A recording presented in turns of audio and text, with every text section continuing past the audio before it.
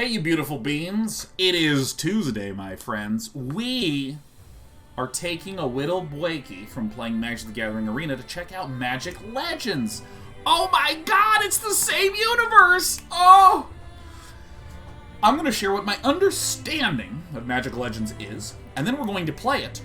And then if we like it, we'll play it all day, and if we don't, we'll play Magic the Gathering Arena. So the idea of Magic Legends is Magic the Gathering is a rich IP. There's all sorts of characters and planes and events and story and richness there. And that's used for the card game.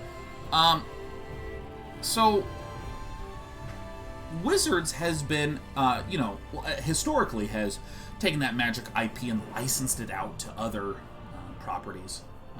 Other either digital games like the, what is it called? Duels of the Planeswalkers? Is that what the name of what the digital game was? It was actually quite fun. They have a whole bunch of other products they license it out to, and they have been making some new games using Magic IP. One of them was the Clash Royale style game. I don't remember what the name of it was, but it didn't really gain too much traction.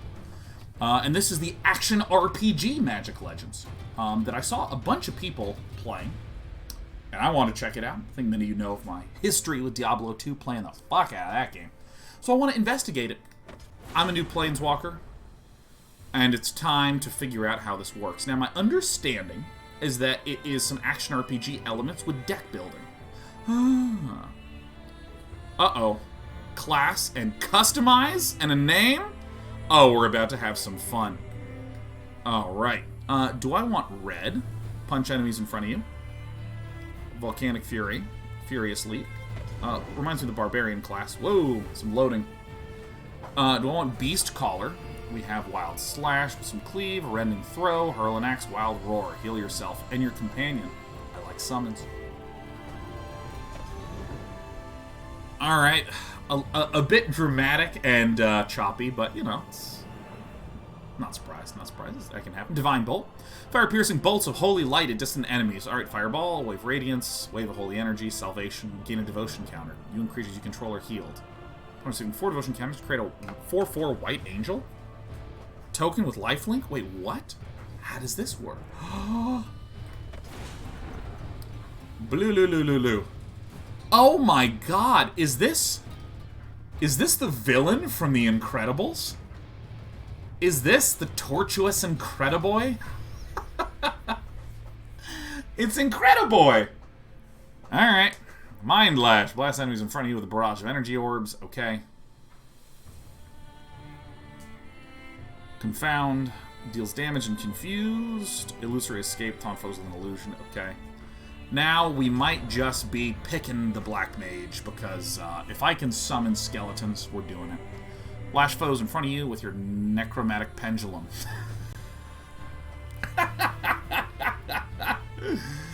Oh, tick-tock goes the clock. The Necromantic Pendulum taking him down. The damage dealt over time also heals for 10%. Okay, so it's lifelink. Deal damage to foes in an area, and then create some skeletons. Sacrifice any active skeletons from Grave People to empower an aura that damages nearby enemies for a short time. Alright, do we have any opinion? I'm not going to play blue, because blue doesn't seem cool to me. But I would be down with any of the Jund colors, actually. Green, red, black, or white. Now, we do have our emotes here. Hit me with which colors you're interested in. The day red, or the day white, day blue, day black, day red, day green. Ooh, it looks like there's quite a bit in the black camps. Okay. Alright, let's do black. Perfect. I love the Skeleborgs. Pendulum time. Alright. Alright. I gotta say, I do find it funny that active is the word that was selected. Active? I mean, you could just highlight it. Alright. I will be... Whatever is the largest. What's the largest one? This is the big one. Face. Yeah, I'm just going to make a suggestion. I think we should be able to zoom in. Alright.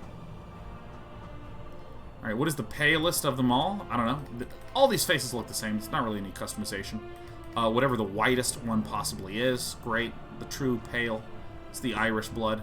What hair? I guess spiky hair. Facial hair. I can't even see.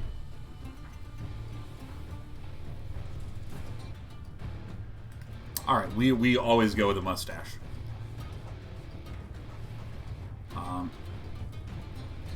Jesus, is there no gender body type option? I mean, there's this. I can... And it looks like, yeah, it looks like it's not even specified. It's just fully...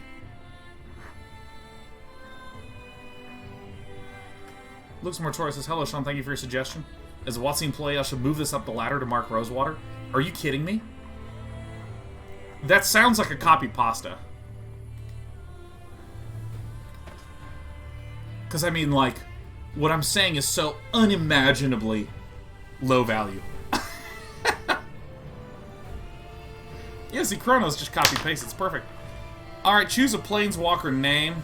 Lucas Mortoy says, I'm kidding you. Woo! That was close. Shoo! Yeah, that's the copy pasta that we need. She's here and she's gone.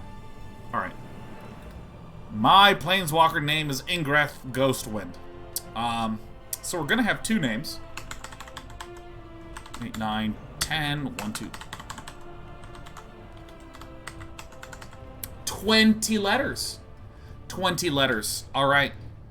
Now, Ghost and Shell. Pick how many letters the first name is. By the way, the frame rate is going to drop whenever I'm tabbed out. If I'm tabbed in, it's fine. But, Ghost and Shell, pick a number. Determine how many we get. Oh, Sadby, thanks for the 9 gifted subs. And it looks like I missed another one. Gotta go with 9 for branding. Alright, perfect. Geth Overlord, give me how many letters are in the last name. It can be anything between 1 and 10. Sadby, thank you for the 9 gifted subs warmly on this fine day. And of course, Sadby, you know the rules. Always 7. A 9-letter first name, a 7-letter last name. Oh, it looks like Kraken's Fisher Friend gifted us 5. Thank you, Kraken's Fisher Friend. And Volt X Ion gifted 5. Thank you warmly. I don't know if either of you are still here, but Sadby, please give us the very first letter. Please give us the very first letter of our first name. This is an essential part of our creation. We're going to create this name one at a time. It's an X. Of course it is. That's fantastic. Oh, wait, what says, is it Bribal time? Absolutely. Please give us letter 2. It can only be one of the 26 letters of the alphabet. You can't do, like, apostrophes. We're not an amateur fantasy fiction writer.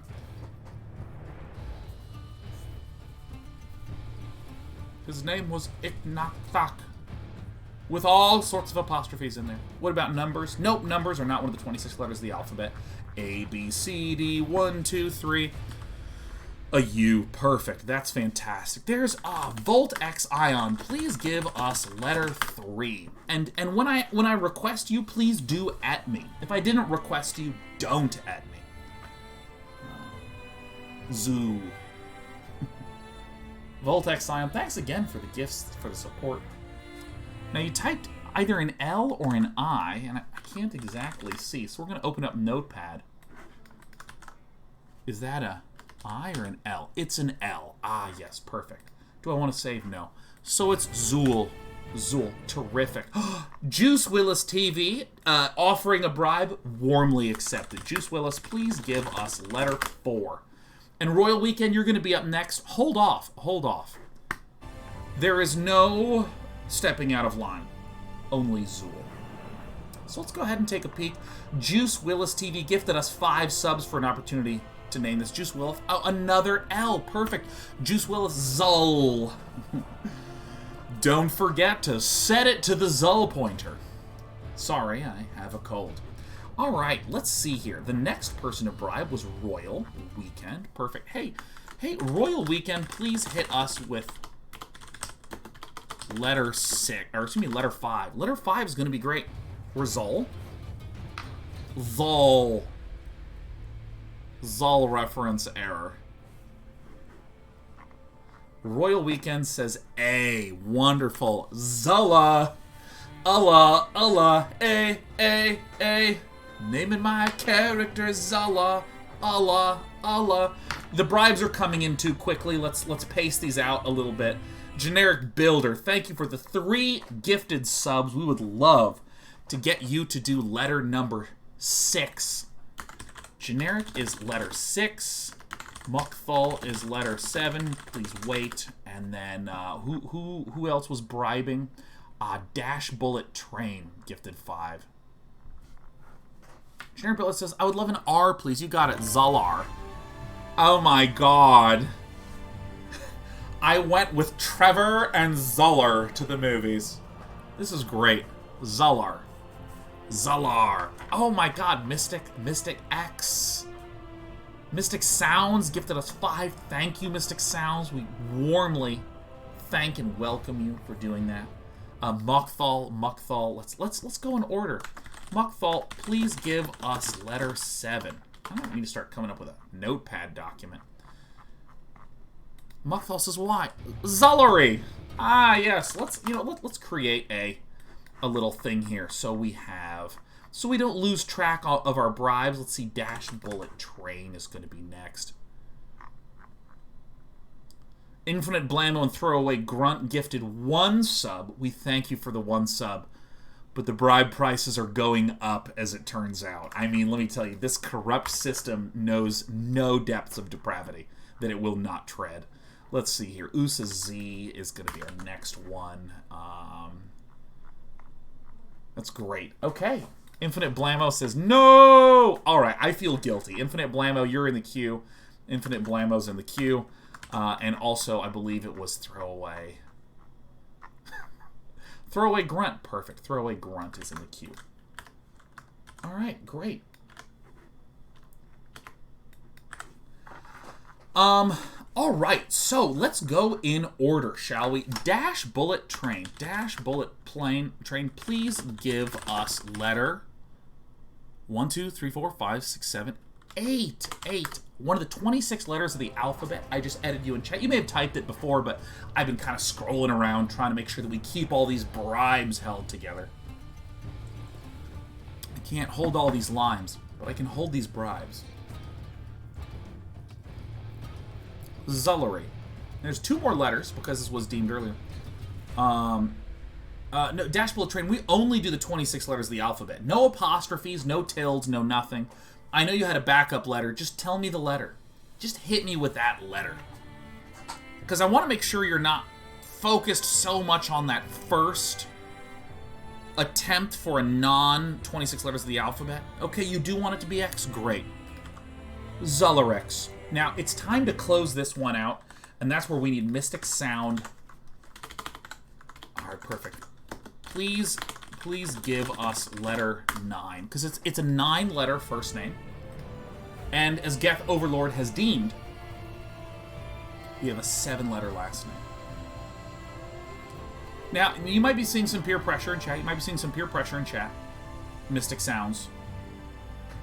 But, like, really close your eyes. Think and trust. And let's see here. Mystic Sounds. Mystic Sounds hits a Q. Zullerex. It's a silent Q at the end. It's Zullerex. Zullerex. Invalid white space in name? Oh, I see. Okay. Zullerex. Ah, yes. Excellent. Beautiful. The silent Q. That's a bold choice, Mystic Sounds. A letter that you can't even hear. Zullerex.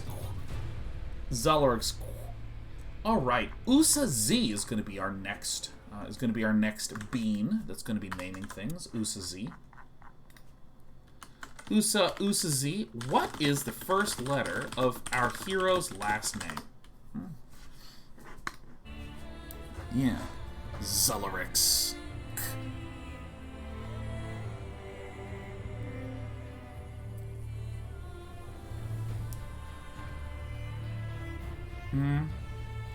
Where is USA Z? USA Z, I can tell.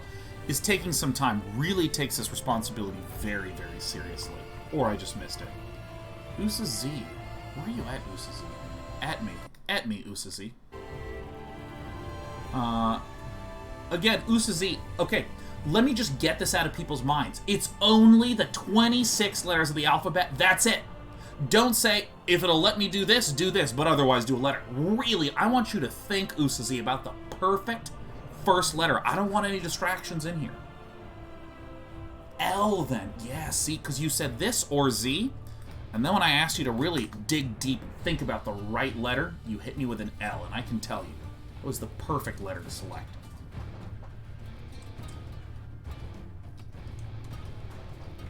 Okay. Uh-oh, we have some ones lining up. We have, let's see here, Benbow. Benbow 77 is going to be in the queue. I have to do this with one hand because I have a cat here. Benbow, thank you for the 5 gifted subs. DK Wild, thank you for the 10 gifted subs. Paste. You are all in the queue for letter selection. Right now, we need Infinite Blammo. Infinite Blammo, at me with your choice. At me with what the second letter of our 7-letter last name is. So we have 2, 3, 4, 5, 6. One more bribe. We only have room for one more bribe. Oh, it's a U? Ah! Zellerix Lou. What a beautiful name. Throwaway Grunt. Throwaway Grunt. Your bribe is now getting cashed in right now. Your bribe's getting cashed in. You get to choose the 3rd letter, Throwaway Grunt. Mischief Coyote, you're going to be the 4th one, and then Benbow, and then DK Wild. Don't you worry, Mischief Coyote. We're both grateful for your 5 gifted subs, and your bribe will pay off. Throwaway Grunt says, not a bribe. Just thought I would share the love. I kindly request the letter S. Ah, Zellerix Lus. Zellerix Lus. Ah, Mischief Coyote, it's your time to shine. It's your time to shine. And you know what? Just here for the rewards. Thank you for the single gifted Subaru. You're going to be the final letter. You're going to be the final letter.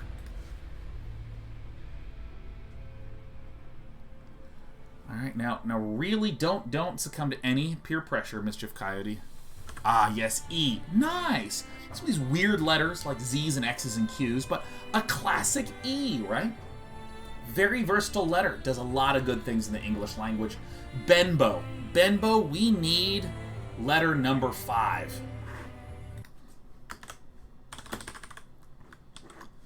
Whoa, whoa, whoa, whoa, whoa, whoa, whoa, whoa. Benbow wants the number J. You got it, Lucege. Zellerix Lucege. DK Wild.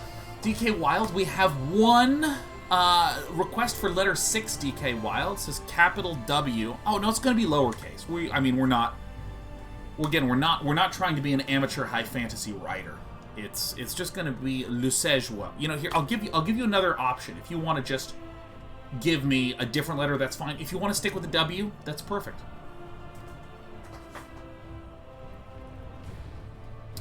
We can stick with the lowercase w. Yeah, see, Ghost in the Shell says I love the W. I like the W too. I like the W too. The W has a lot of character. I agree, DK. I thought it was a good choice. Just wanted to give you the chance to adjust in case you thought that you could mess with capitalization, because then we'd have the uppercase, lowercase, uppercase, lowercase that all the children used in their AOL Instant Messenger names. All right, to close this out, the one who's just here for the rewards. Just here for the rewards. Hit me with this. Qualfox says, I like the W2. Day 9 confirmed World War II fan. No, I'm just a tax fan. Yeah. XXX. Sephiroth. XXX. Alright, just here for the rewards. Give me the final one. Did you at me just there for the rewards? Did I miss it? Oh, so I'd like to donate the final letter to Ghost Stalker. Ah. Ghost Stalker, wow. As I feel he should get even more credit for all he does in the community. That's absolutely true. Ghosty, Ghost Stalker, close out the name of our necromancer before we hop in. Ghost Stalker pushes back, says that isn't how it works, just there for the rewards. That's incredible. It's a politeness fight. No, you first. No, you first. No, you first. Where do you want to go for dinner? I don't know. Where do you want to go for dinner? I don't know. Where do you want to go for dinner? If you guys don't say a letter to me, I'm picking someone different. You have 10 seconds. You have 10 seconds. Just here for the rewards. 9, 8, 7, 6, 5, 4, 3. Oh, a G. Ah, yes, for Ghost Stalker. Ah, yes. Zellerix. And then something Polish. Zellerix Lusezwig. Lusezwig. Oh, yes, this is my owl Hedwig and my second owl Lusezwig. Excellent. Zellerix Lusezwig. Finish. If you're seeing frame drops, most of them are when I tab out, but the game does drop a good amount of frames when I'm in the game, so. Pronounced Luce. Yeah, Loose Hedwig. And, Ghosty, the audio's been... It's been all over the place. This sounds a little quiet. Only balance. Okay, Thanos.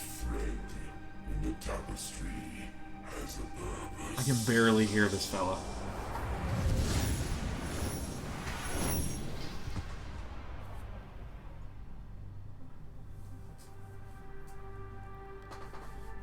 There I am. Oh, look at my awesome mustache. I've just decided I'm gonna have a mustached character all the time.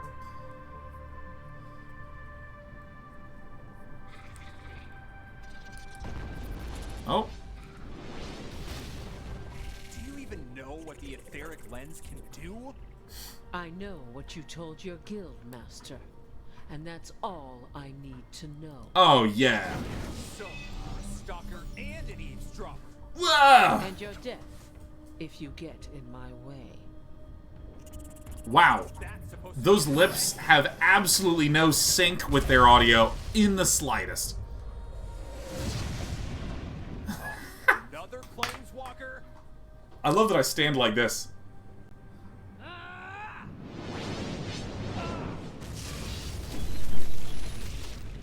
Yeah, no, my game is chopping like crazy too. A turned back is as good as stolen breath. What? Huh? Hmm?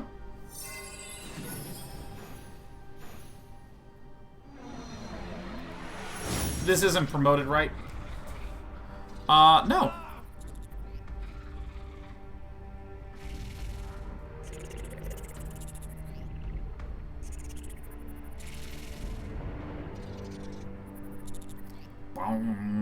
You know, this reminds me of, like, 2004 cutscenes. This is so great. Alright. And, it looks smooth now. Looks smooth now. Oh. It's still a little choppy for me, so right mouse rotates. Okay.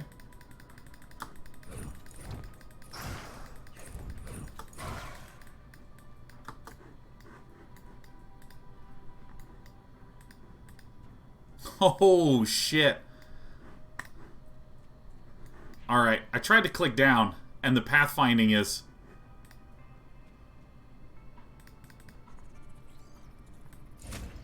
Hold my left mouse button. I'm baffled as to why it's dropping frames so much. What up, Browser? Oh, thanks for the help. Unless you're also out to kill me, then we probably need to have a different conversation. Alright, I'm gonna turn this down. Or turn this up, excuse me. Let's pump it up. Let's pump the jam. So what are you doing here? I don't know, I only have one option. Oh no, I know that look. Perplexed, disoriented, maybe a little amazed. That was your first planeswalk, wasn't it? My first planes what? Ah, yes. The classic character that I can connect to. The complete fucking moron. He doesn't know what's going on. His ability to find out involves nothing but apprehension and embarrassment and shame. And I can summon skeletons, just saying. I'm just saying. And also, it looks like, who said this? Which was, yeah, Craig says the tutorial runs badly compared to the rest of the game. Drops to sub 10 FPS whenever there's a dialogue box, not a problem on your end. Okay, great. Yeah, no, I mean, my computer's an absolute beast. So if there's a frame drop, that would surprise me. With the exception of mostly walking, in which I'm really doing something very complicated. And you are not allowed to tell me about, oh, I have an idea for my stream is out, because I don't know a single other show that runs the way that mostly walking runs. So, ugh. Oh. Thank you. Sorry. That's okay. I have a chicken salad. Perfect. Did your cat just bring you food? This is my wife. Planes, what? That duel broke my gear, and you need some answers. How about we make a deal then? You help me catch up to my attacker, and I'll explain as we go. Sound good? And my only option is to just agree with this stranger. My name is Raul Zarek. Follow me. Follow me. Nope. I don't recognize the magic surrounding this barrier, but I'm sure I can get it open. Stand back and observe.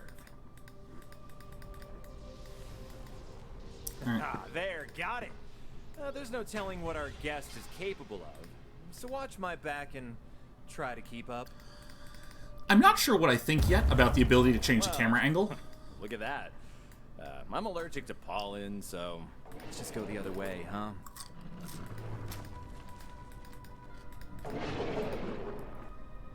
Like, I prefer when... Oh, you can move with WASD? Why would you lie to me? Why would you lie to me?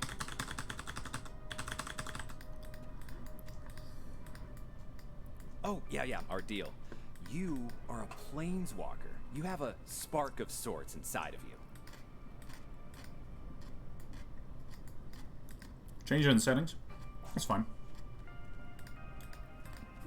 That spark ignites. Oh my god, I'm choking on cucumber. Grants you unique abilities and enables you to travel between worlds. Ah, yes. There is nothing I love more than when a character speaks exactly You'll get used to planeswalking. like an For instruction now, manual. why don't you show me what you can do?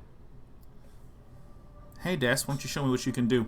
I'm going to mute for a little bit because got lunch late.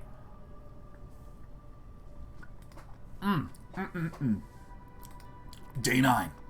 If you want to open the portal, press the action button. Use your secondary ability.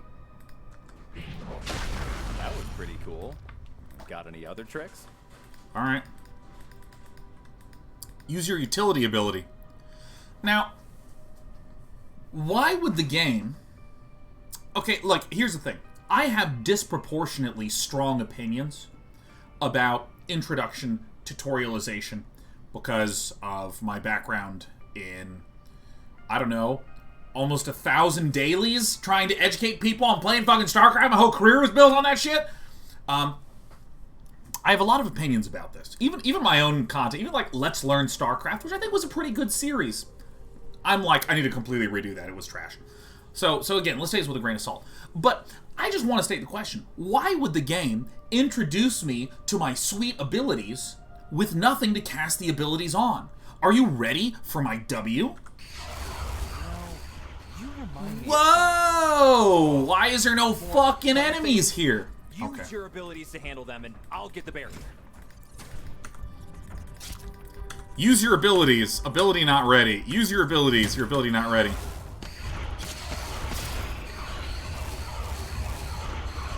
Almost got it.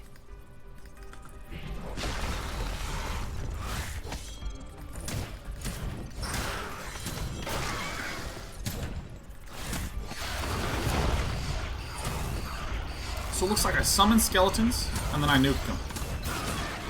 And I hold shift to stay in place. Usual control schemas. Barrier's down. Let's go.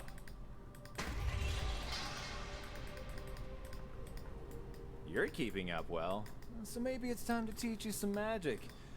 I happen to be something of an expert. Holy shit. I hope that there's an Academy Award for game writing, because I have a candidate I'd like to submit. Are spells that directly aid allies or harm foes. Okay.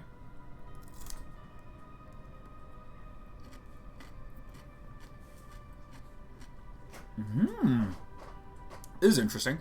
Double black. Double black and 1. Deals damage to foes in a line, then create a hazard that deals... Okay. Foes in the hazard have lesser snare.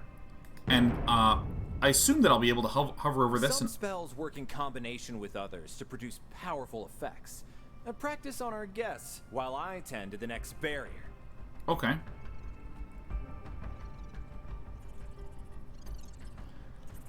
So I want to note just a few things that hurt me.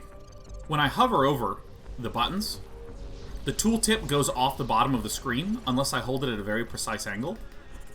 So let me cast my abilities. This is deal a bunch of dudes in a cone.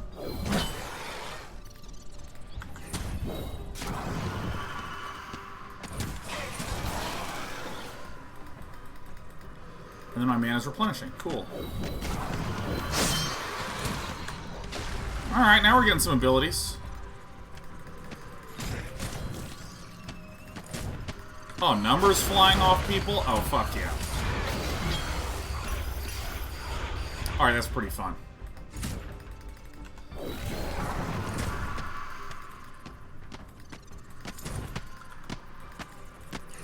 Ability not ready.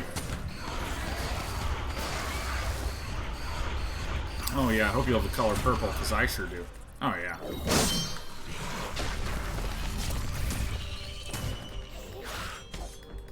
Tip, 1 or 2 to activate spells. Every spell That's a good requires tip. mana, as I'm sure you've noticed. Okay. Okay. There, it's down. Let's keep moving.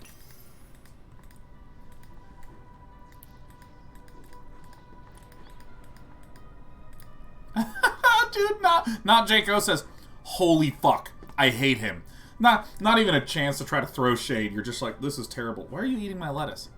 Now you're catching on quickly, but power is just potential if you don't give it direction. Do you want some chicken? Many sorceries can be aimed strategically at a specific target or 2. Or 10. Here, I'll conjure up some targets for you. Let's see what you've got. Okay.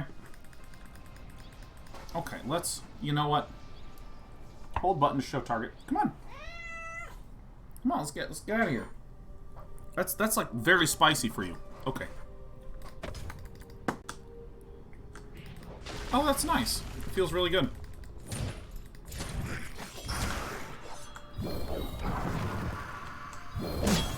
Oh, that feels really good. Timing.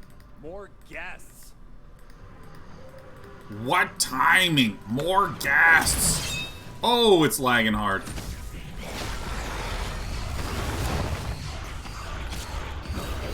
I mean, it's pretty fun.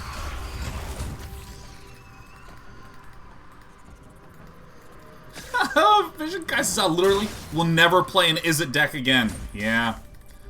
Well, let me scoot my booty. Oh, I see what's wrong. I bumped my camera. Oh my god, I see. Oh. What?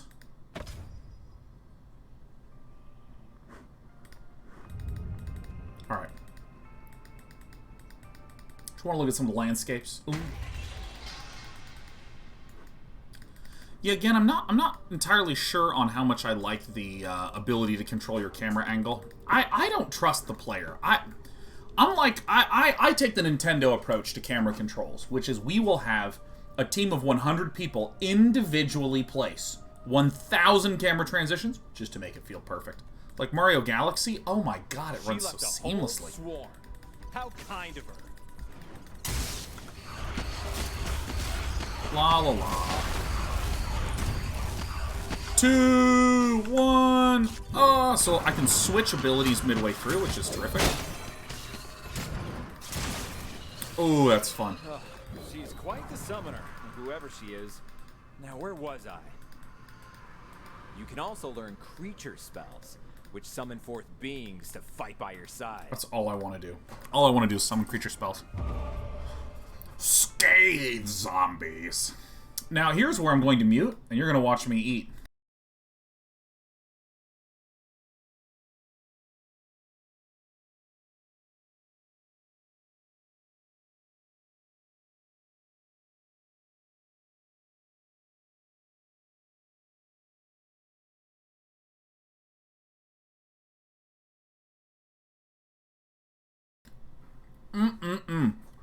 By the way, green salad with green screen makes it black.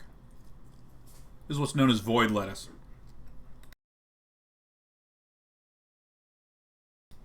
Oh yeah. Scathe zombies. Alright, give me that ability. Magic flows in unpredictable ways.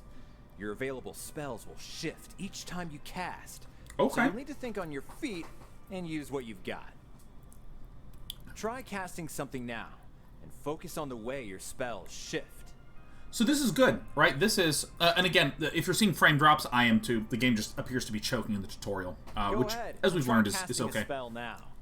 Now, this is the thing that, when I heard that this game had, like, sort of randomized deck-building spell casting, this made me very excited, because if any of you have ever played Clash Royale, that is, you have these 4 units you can cast, and you have a deck of units that keep cycling. Try casting a spell now.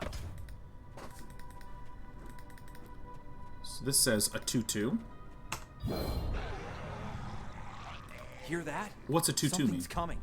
You may want to summon a creature to welcome them.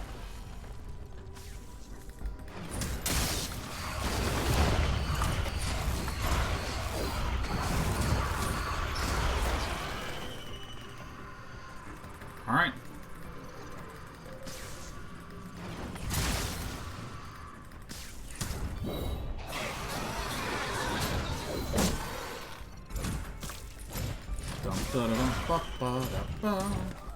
Caffeine Cafe says, continuing on my on and off again relationship, but this time the commitment is higher.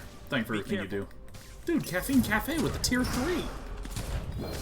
I both really appreciate that, and you never should feel any pressure to sub to the channel if things are a little financially tight. We're just happy to have you.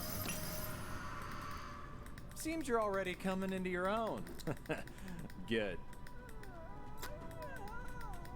Again, for some reason it is chopping on mine, but I understand it's just a tutorial. Unearth. Root target foes for 2 seconds and deal a shitload of damage 4 times in a crisscross, crissy, wissy-wassy.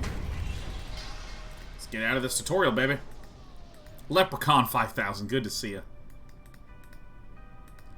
Again, I don't trust myself with the camera angles, especially when there's things like this where I can literally not know where I am.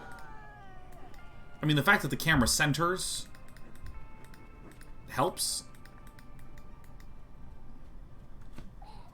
I got what I came here for. So this is where we say goodbye.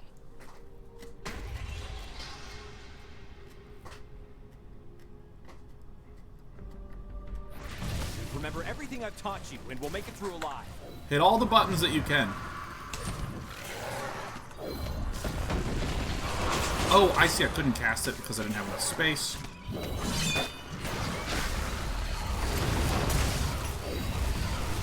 Summoning Skelly. One thing that I would love more clarity on is this game says summon some 2/2 skeletons. What's a 2/2? I assume it's 2 times a power number and 2 times a toughness number.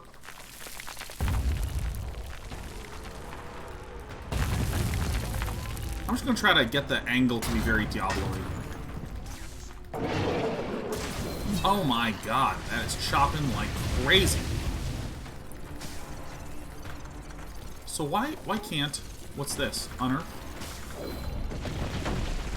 Oh, I see. Okay. Running around, running away from my creatures.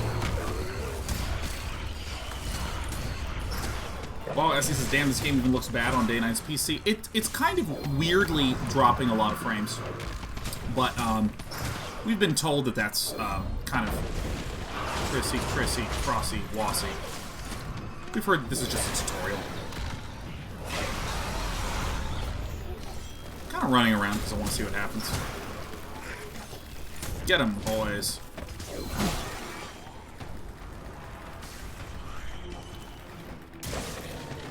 Supposedly tutorial several hours. What? It is?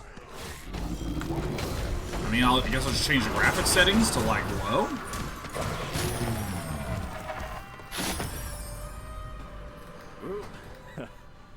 Here I was worried Nickel. Mr. Yami says, are you playing from Arc Launcher, from Epic Launcher? I'm playing from the Epic Launcher. I can't run my experiment without that lens. Crocked. I should have been more careful. Let's go to medium. Let's turn off anti-aliasing. Let's Save the changes. Let's close the options.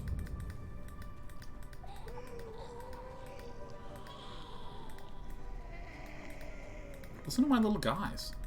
Uh-oh. Yeah, this was something... The very first thing I noticed about the game is that it's incredibly easy to just get stuck.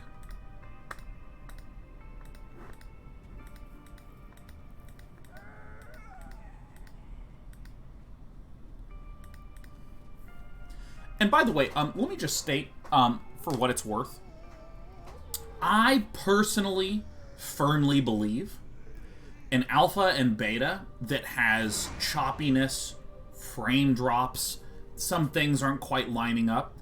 I think that that's correct for what an alpha or beta should be. It should be really polishing, fine-tuning, smoothing out a lot of these glitches, smoothing out crashes, stuff like that. I get really frustrated when I see a company say, we're in beta, and beta means we have no clue what the game is. That, I think, is actually not okay. Alright, I'm gonna mosh. Give me one moment.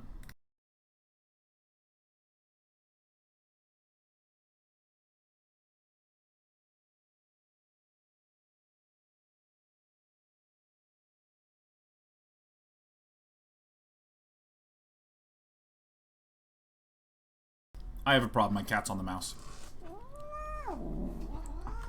Ow! Alright, good. We're in the clear. I'm not sure what hurts more right now. My back or my ego? If she overheard the entire conversation, then she'd... Oh, this could be bad.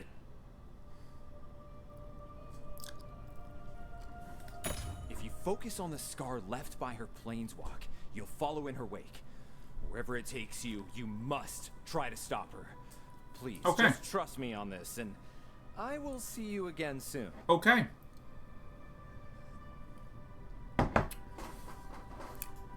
Okay. Alright. Alright, Raul. Alright, excuse me. Alright, my cat is now on my mouse arm. And that's okay, we can play like this. If she wants to rest here, that's fine.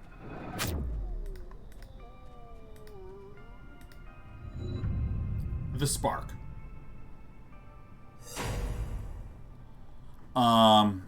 Yeah. I mean, I have no context for any of these. Okay, sweetie, you can't eat my salad.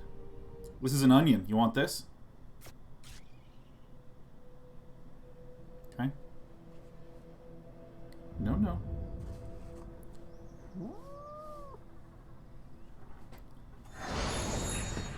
Alright, she is the grumpiest cat there ever is. Wow, the cutscene loading? Yeah, I completely missed it, Kronos.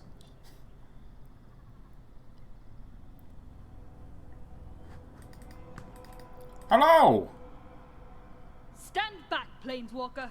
I just deflected one of you, and I will not see the people of Briarthorn Glade suffer further harm. I am Nissa Ravane. A Planeswalker like you and myself just attacked this village, so I intervened. Planeswalker like you, like me. We're all Planeswalkers here. I'm a friend of Raul Zarek.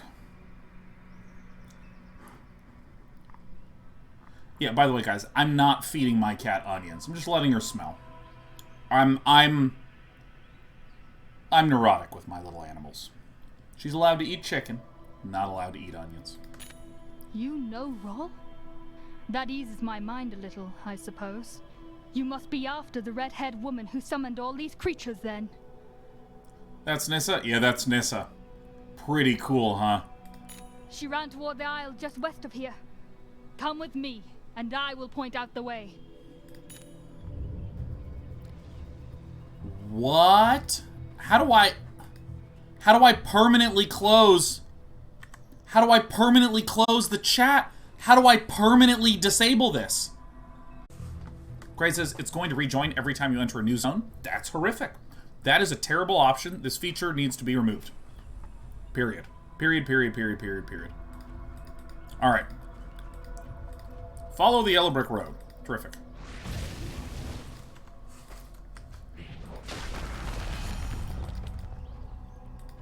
Come, Skelly pals.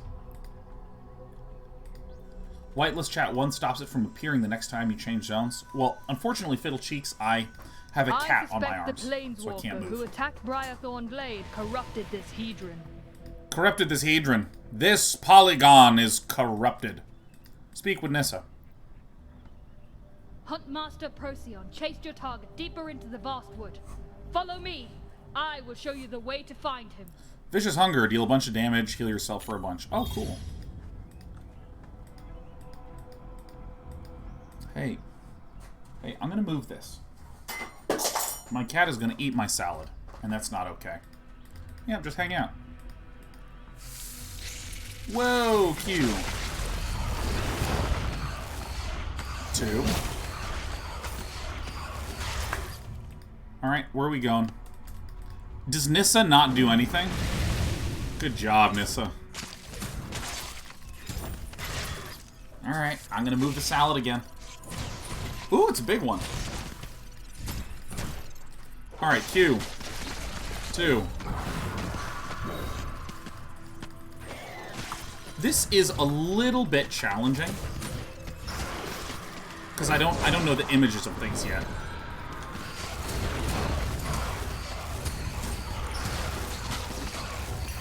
So when I see these, like, wailing souls and stuff, it's hard to remember what it does.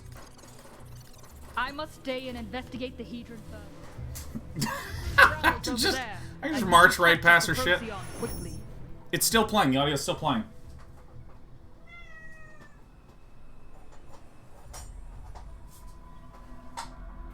Alright. I must stay. Alright, see you later. Yeah. Alright, so, creatures here must be reacting to that woman! Watch my back, Talus!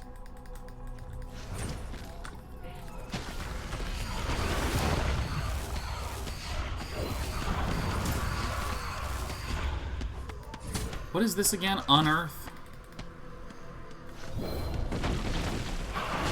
Oh, that's right, it's this ability. Let me arrange everything so it's at a 3/4 angle and then never touch the camera again. It's not often I find myself giving thanks to an outsider, but your timing couldn't have been better. I'm the hero, I don't understand anything. Are you okay? I am Procyon, a hunter from Briarthorn Glade. I was tracking the outsider who attacked our village when, well, you saw. And, well, I don't know, a bunch of 1/1s came I was at me. not expecting anything quite like this out here. What is going on with these pants? What is happening? Why is... Oh, crap. Threading in my pants tore. That's terrible. If Nissa sent you, then we have the same target, so I suppose... We go to Nissa. we Ral should work Zarek together. sent me. We go to Careful Procyon. though. Nissa sent The me. Let's go to the wildlife next and person and say, goblins have been Procyon behaving sent me. strange. Alright. Tread carefully. Linger in the wrong place, and the land may take hold of you.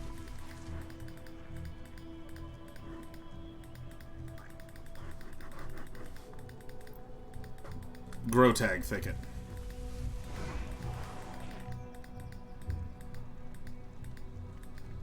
This is hilarious. They have these known powerful planeswalkers that seem like shit compared to Zalarix, which is our name.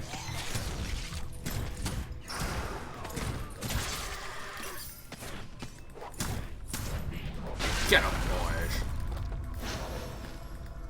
Bum, ba-da-da, bum, bum, bum, bum. Find signs of goblin activity. Tab does not open the map. It opens this. That's us. Zalarix Lusedwig. Oh, it doesn't pause the game. Nice. It is the Dark Souls of menu option.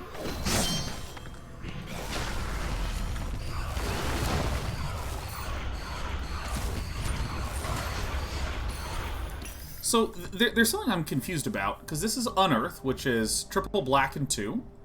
This is double black and 2. But what? When would I ever want colorless mana? Do I get like a second mana bar that's a different color?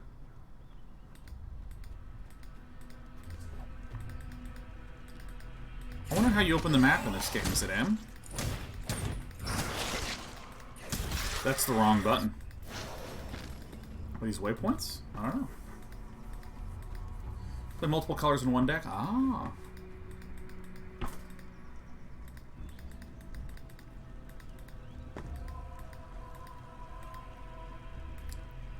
Desper.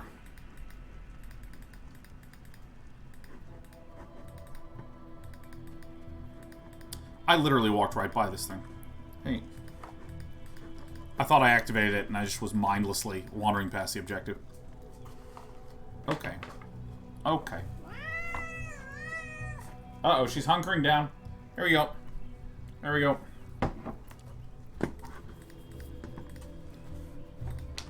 Try to move her, and she just flattens her body, and I'm like, oh no. This is so funny. I, like, walked right past this stuff.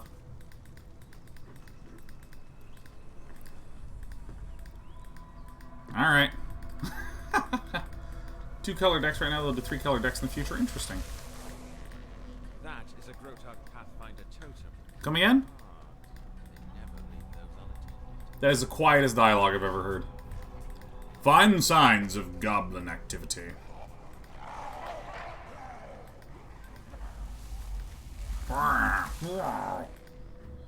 So this is unearthed and scathed zombies. It's Grotag hunting time. Do you hear that? We must be getting closer to the goblin camp.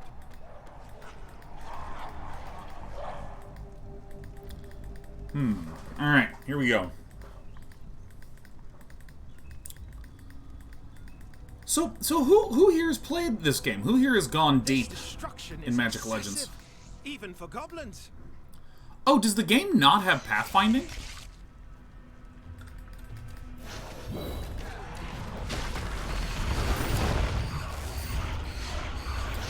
Is there no pathfinding? Mattias Fattius is me. Promises have played a reasonable amount. Yeah, it looks like there's no pathfinding in the game. Huh. Ability not read. Need a target. So this one... This one is interesting to me because, like, there's sometimes when I can and can't cast it. Oh, I see. I need to literally hover over a nerd. Okay, I see. It needs a target. So my mouse needs to hover over. And this is a little bit on me, because I'm used to the spell confirmation, where you, like, hit Q and click. As opposed to hover over mouse and tap 1. I've got it now. Locate the goblin camp. M.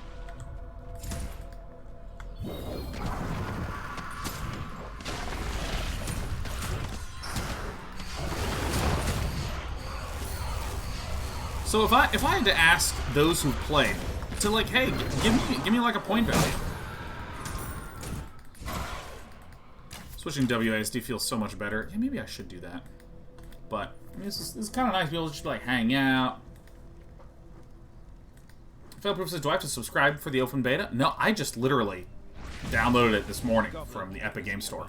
I am loath to say it, but we should check on. Oh!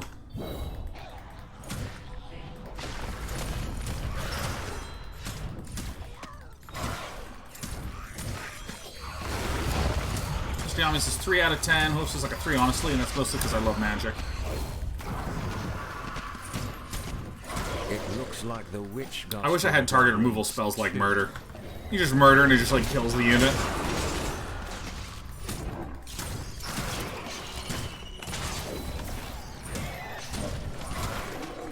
Felidar Beast. Alright, coming in. It guaranteed kills and only checks for hexproof. That's what I'm talking about. That's what I want. Right, where's my Nexus of Fate? How do I take infinite turns?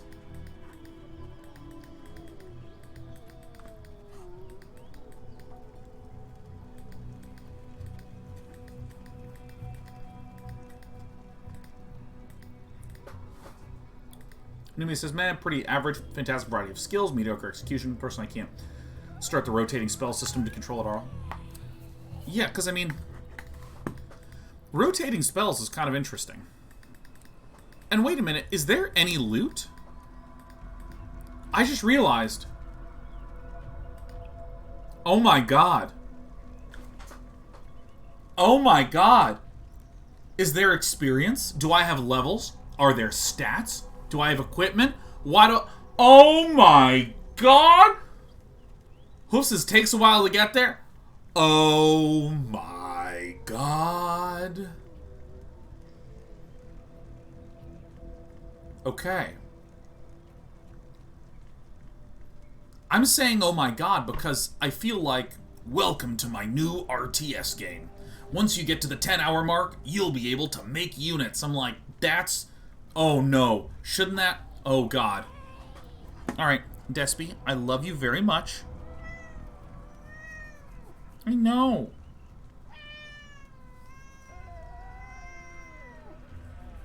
I know. She has to move. Okay. Alright. Play like this. Reaching over my cat. It's not gonna work. I have to move you. She doesn't want to be moved. So let's see if I can do this. Reach around the cat like this. Look, down there. I've never seen the Hedrons this active before. Oh my god, they're active Hedrons. Despy's been in a just pissed-ass mood lately. Poor thing. The root way. It's our way or the root way. Yeah, I don't know. I feel a little bit befuddled by the fact that there's no ability to experience the loot or XP system for a while.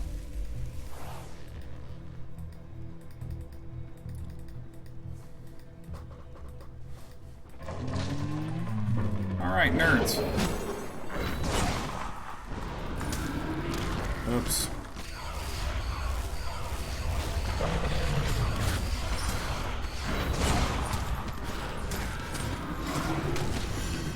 Oh, I'm just getting shit on. It's so hard to control.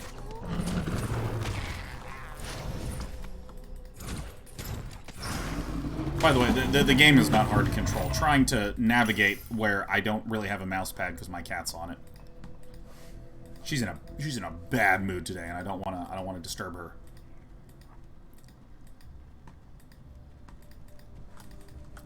M. Can I just see the whole map? So here's something that's baffling to me, right? See, the map is not fleshing out this area, right? Give her some catnip. That's a good idea, Phoebius. Here, let me move this over to here. Maybe you'll move.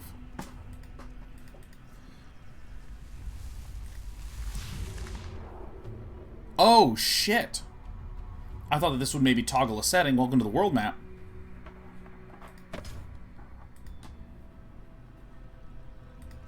Okay. Alright. We are going to be salad dodging for a while. Okay. Zoom out. Yeah, see, here's the thing. Like, this is social. I never want to do that. But, like, again, if you... Oops. Get me out of here. If I open the map, you see how there's this, like, white outline from areas? This, in my eyes, is means that you need to explore the area, right? So I'm, like, going in here, and it appears to not be letting me flesh this out? Or is it that this sharp drop-off just doesn't get illustrated? I think I'm starting to understand maybe what this means. This is one of two things. This is either a bug or just how they're communicating, right? That maybe certain types of boundaries are drawn in white and some are drawn with this sort of fuzzy thing. Yeah, it's also very, very zoomed out. Okay. Bum, bum, ba, da, da, da, da, da, da, da. Talus girl, what is it? Talus girl. Outsider, Talus is acting strangely. We must be on the right track.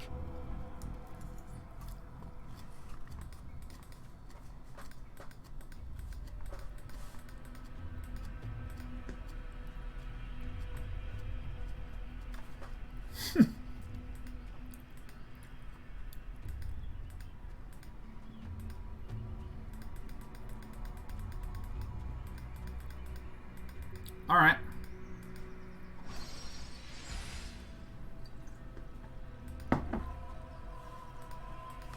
Reality snapped a little bit, but again, I feel like this is fine.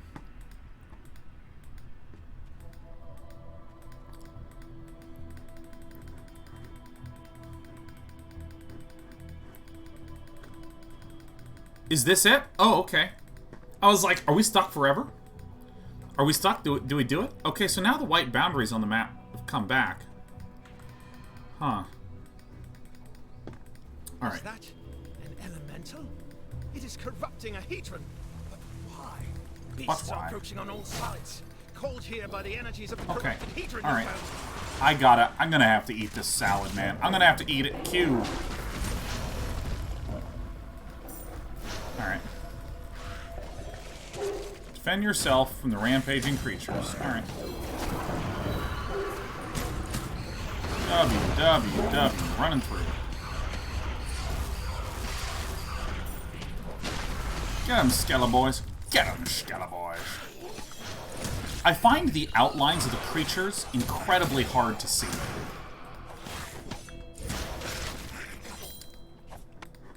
Yeah, I find it very challenging.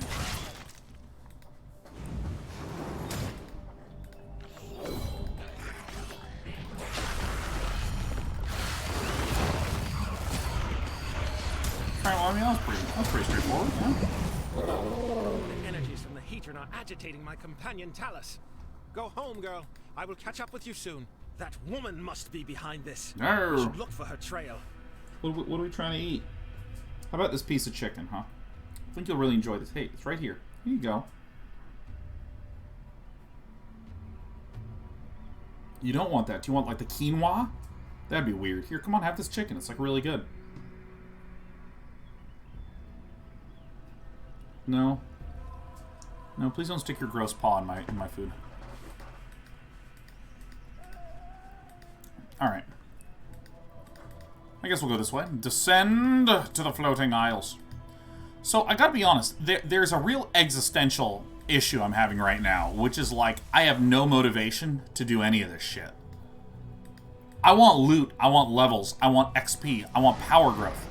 I see some humanoid footprints. Casting the abilities in an ARPG, that's just the busy work, man. I'm here for the stats.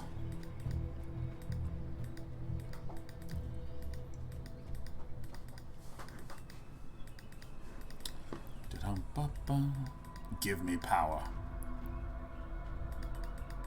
Could we not? Here, we're going to keep doing this dance, where I put it down here, and then you go down there, and then I bring it up here, and you bring it back up.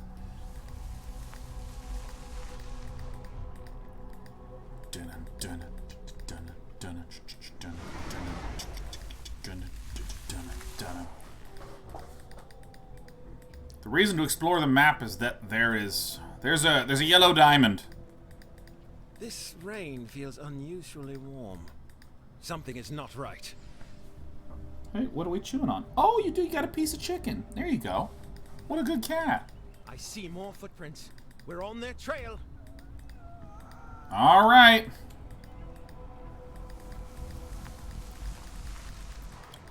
You know, I almost want more enemies. Merfolk. Are they behind this? Oh, we're knocking stuff off the table now? Okay. Someone's coming. Hey, focus the hedrons. Let these beasts do what they do best. What's happening? Oh, I walked right by the point of interaction. We must distract them from the hedron. Yeah, I mean...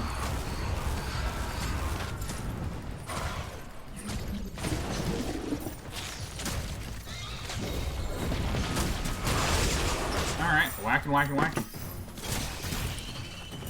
Yeah, I mean, I was literally completely confused for a moment as to what was going on. But it appears that it's just a zone transfer. Did my camera angle change? I feel like my camera angle is now much higher up. You know what I mean? Did that happen? Did that happen?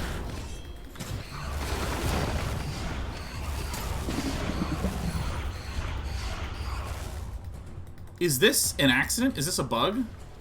Because I feel like That would be weird to change the fundamental camera angle. Realize the Hedrons.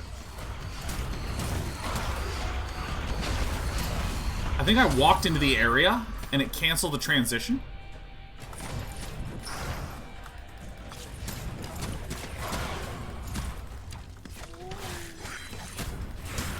You entered an arena encounter, like a boss battle. So the camera changes when that happens? Okay.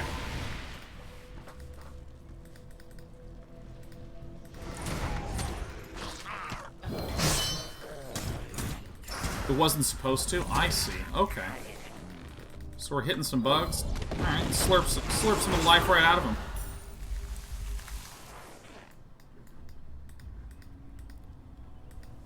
Alright, so... where the hell are we? I know it asked me to talk to Procyon. Oh, it is... They really shouldn't give me control over this camera. Alright. Can't hear Procyon at all.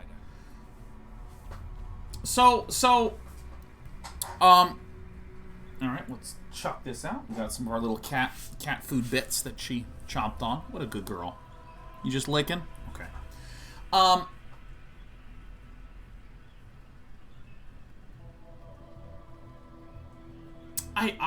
have excuse me. I have some skepticism right now.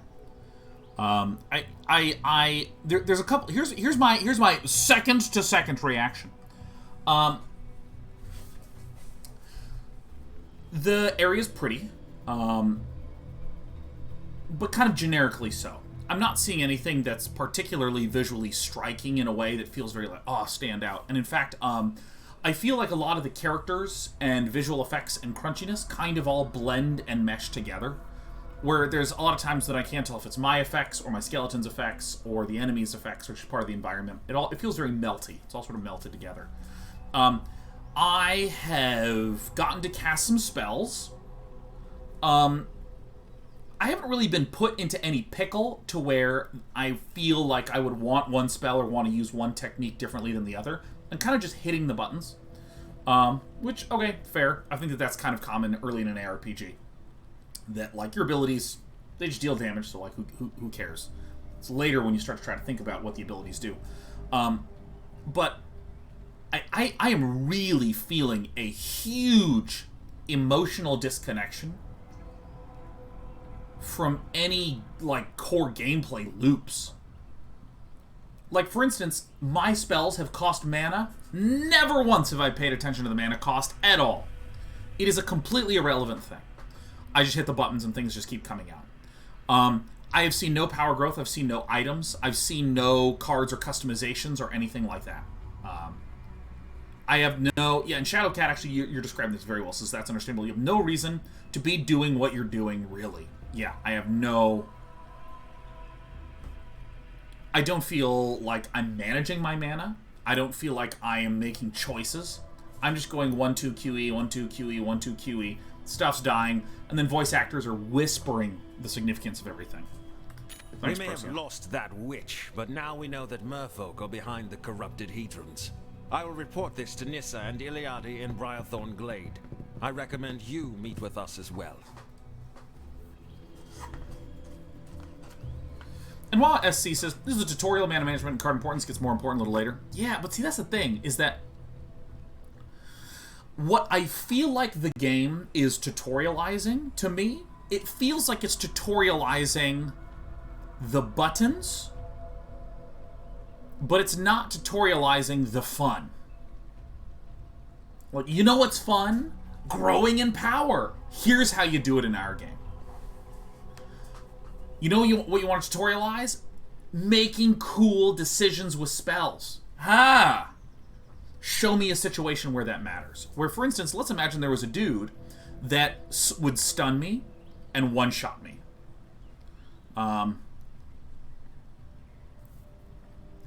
And so there's a dodge roll that I need to learn to use. And if I don't use it, I die. And then I respawn. And then all of a sudden, it's showing me how fun it is and cool it is to time dodging. Yeah, but if it's like, oh no, the boss, and I just kind of purple at him, you know, 1-2 QE, 1-2 QE.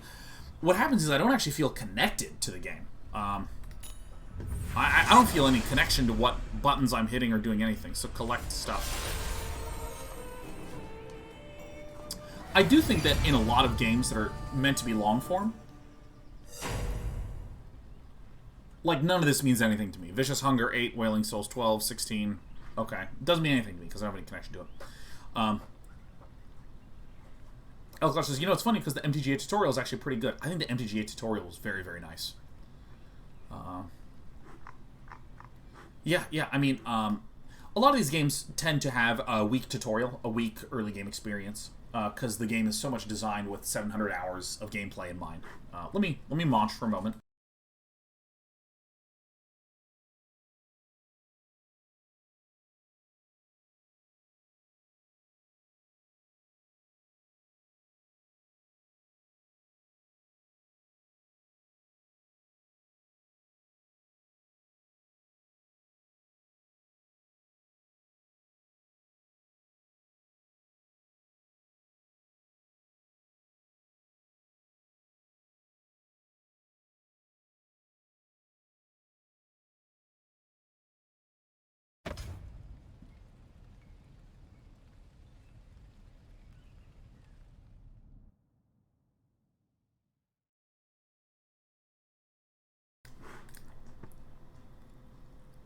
Okay.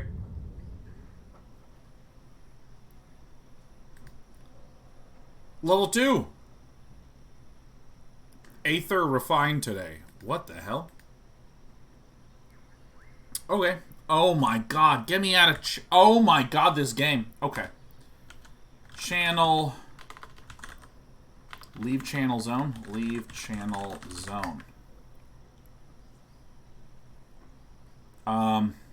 What's the command? Tell me the command. Channel... oh, it's not leave channel, it's channel leave. Okay, channel leave zone. Alright. And how do you make it so that never happens again? I know someone told me, but my cat was on the keyboard, so I couldn't. She's currently in the box, glaring at me.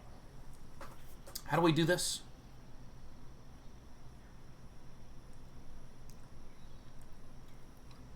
Okay. Whitelist chat 1. Whitelisting enabled for chat. Okay, good. Hopefully this will avoid some of the issues. Oh, this is another player? Okay.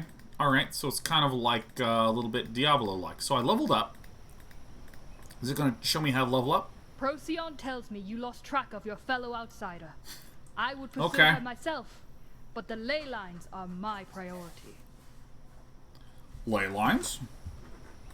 Ley lines carry mana through a plane like veins carry blood. The ones that run through Tazim's hedrons have shifted wildly since the attack, and I am trying to figure out why. Allow me to help. You know, I like that this game doesn't mess around. It just tells you who you are. You know what I mean?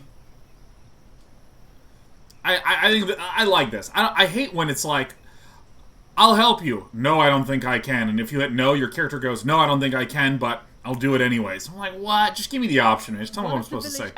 I'll find him. Thanks. Procyon brought back a spell he found on a merfolk lull mage. I have no use for it. He searched his but pockets. I'm sure it will help you. He found a health insurance card and this spell. Okay, so is C. No is I is tab. Alright, there's a store. Welcome to Loadouts.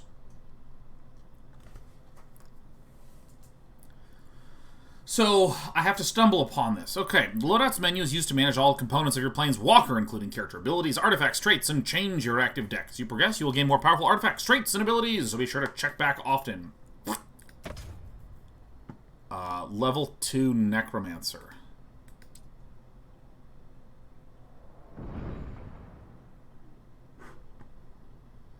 Okay. Level info. Alright, so as I level up, I unlock, I guess, more basic abilities. Equipment. Find equipment for this slot in your adventures. Oh, I see. So this is sort of eschewing the usual imagery, but this is helmet, this is armor, this is hands, this is a ring and foot. So we only have one hands. We can't have a hand and a hand. Alright, so I can have up to 6 equipment equipped at one time. Got it. Artifacts. Here you can manage artifacts.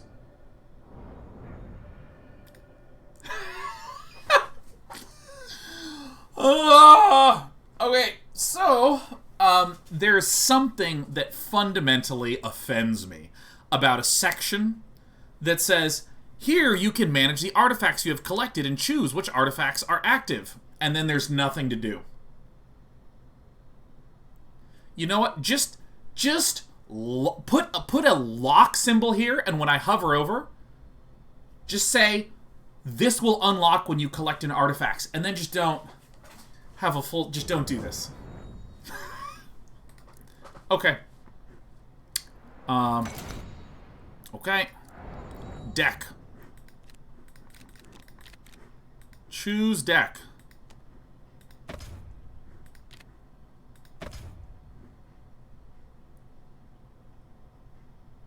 I'm tempted to rejoin the zone chat, hit a bunch of question marks, and then channel leave zone. What does any of this mean?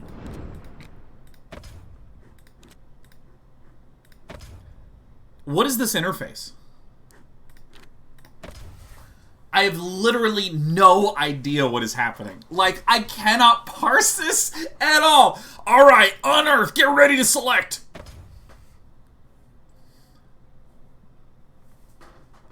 This would be kind of like if you pushed the button for the elevator, it sighed heavily, and an elevator never came. What is this? Why are there these empty tiles that say rank 0? What does it mean to select? It says deck, and then there's no... And this is choose deck, and there's not...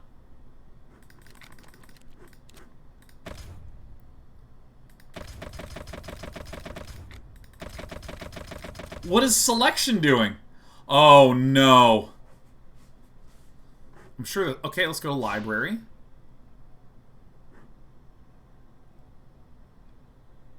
One of 0 current deck.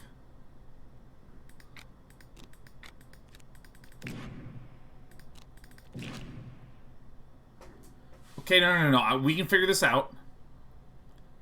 Spell, sorcery, creatures, no instance, because this game's in real time. This is deck 1 of 0. Can I clone deck, rename deck? Cannot rename invalid deck. Delete deck. Cannot delete your last deck.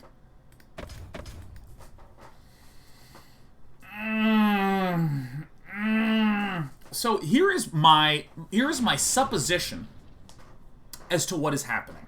Okay? I believe that what is happening is that if you have more than the minimum number of cards in a deck, you could choose to assemble which ones are in a deck. Okay? So let's say that I had 40 spells, and you can have a 12-card deck. Okay? My assumption would be that I can go here, I can construct decks, I can then go to Loadout, I can then choose decks, and maybe this select button does anything. Maybe something like that. Maybe that's what's happening. And so, again, this is my guess. I'm guessing that this game is preventing any of the stuff from doing things because I don't have enough cards, right? If I had 12 cards in my starting deck, or if I have 6 cards in my starting deck, the minimum deck size is still 12, so I don't have enough. So I think that that's where all these errors are coming from. This is what I guess is going on. I could be wrong about this. However, let's assume that I'm not. Part 1. How about you give me 12 fucking cards in the starting deck? Why not that? Or why not prevent me from even getting to the library and it says unlock 12 spells to unlock the library? Why not never let me go to this screen and have this button? And I shouldn't phrase it as why not, right? Because why not is fun to say when you're being histrionic. But what I should say is, this should not be here. This... Don't you use my why not command on me, Ghoststalker. Don't you dare. This screen, I should not have access to this screen. This library, I should not have access to this screen. I should not have access to this at this point in time. And similarly, there is a mental model that the game is encouraging me to do that then I get encouraged to not do. For instance, the mental model is, I have leveled up. So what do? I hit a button, and then I click Loadout, and the game, boom, gives me instructions. It starts telling me stuff. And so what it's teaching my brain is, oh, I should explore the different areas of this tutorial. Or excuse me, I should explore different areas of this menu, and that's how I'll find the tutorial. There's one type of tutorialization, which is, okay, now do this area. Cool. Did you get it? We're now going to present to you the second area of the menu. You get it? Cool. Now we're going to present to you the third area. You get it? Cool. It presents things to you one at a time and then gives you access to them. Another type of tutorialization is exploratory. Anytime you look at an area, we'll have the information there for you. So whenever you're ready, come investigate. I think that either of these is fine. But what's weird is when the structure of the game says, hey, explore however you want to explore in terms of these different menus. So let's check out this thing. And then I look, and then it presents to me information, and then I go here, and I can't do stuff because I'm not supposed to be here yet. Just put a lock on it. Just put a lock on it, like we talked about before, that says unlocks at level 10. Something like this. So let's save the best for last. Let's go to the store. Okay. Loadout and deck slot. Okay. Planeswalker bundle. Alright. Dimir Assassin booster pack. Okay, so I mean, what do these numbers mean? Now, I'm gonna move my screen to here, because I am using the Epic Game Store, which has some of my information saved.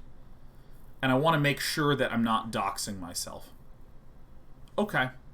So it looks like I'm not great. So Zen is... a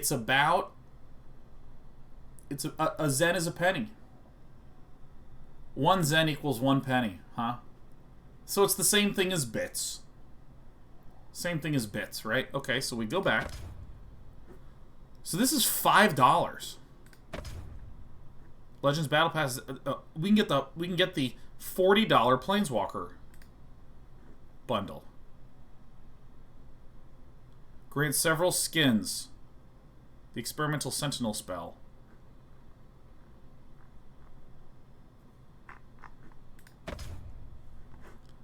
Oh, it has a battle pass as well. Alright. Okay.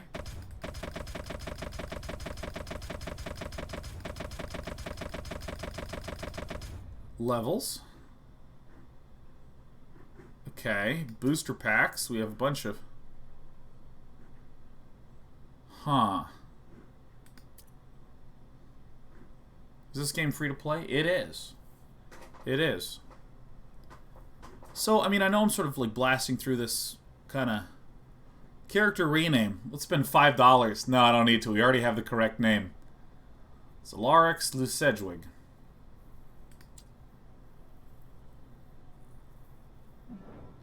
So I'm actually curious. What does a battle pass do and look like? Mythic Rare Relic Fragment Chest? Spell Infusion? Zealous Charge? I don't know what any of this stuff means. Maybe I'll have more context, but I've already earned... Oh, is gold different from Zen? There's gold, oh, man. Okay. Okay.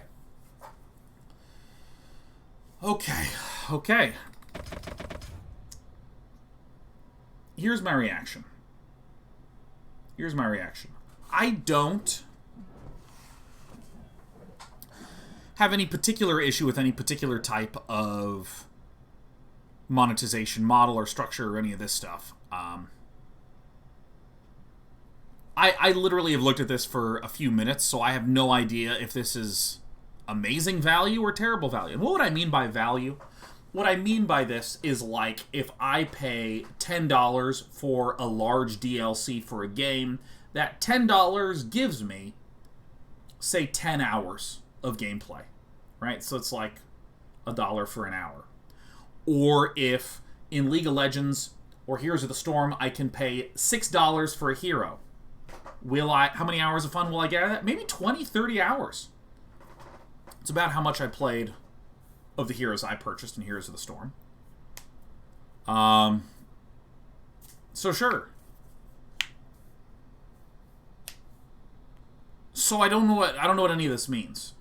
I don't know what any of this means. And again, I kind of feel a little lost. $40 for costumes, not sure it's a good deal. Yeah, I don't know. I have no idea. I have no idea. None at all. But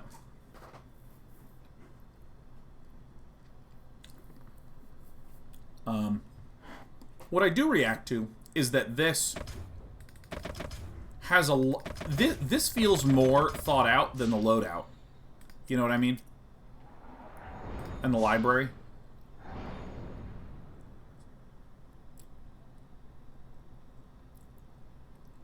Yeah. I think that's it. So I mean, like, for instance, Loadout and deck slots. I know a lot of games that have free-to-play models where many of the players purchase the convenience purchases. And I'm actually cool with that. Because only the people that really play the game a lot will care about having additional deck slots. Newbies will just like, yeah, I just have a single deck and that's fine. But I mean, I don't know. There's something weird about Booster Pack and Battle Pass and Premium Planeswalkers. I don't know. I'm going to ignore it. We're ignoring it. We're going to continue to play stuff. Hey, it's soccer. Oh, whoops. I have to go this way. Search for the Briarthorn Animus. Booster packs do not contain new cards. What? Kill says they just want to milk you dry. Again, I want to stress something. I think it would be dishonest for me to say this is a ripoff. That would be dishonest of me to say, because I don't know how any shit of this stuff works. I have no idea. I don't know. But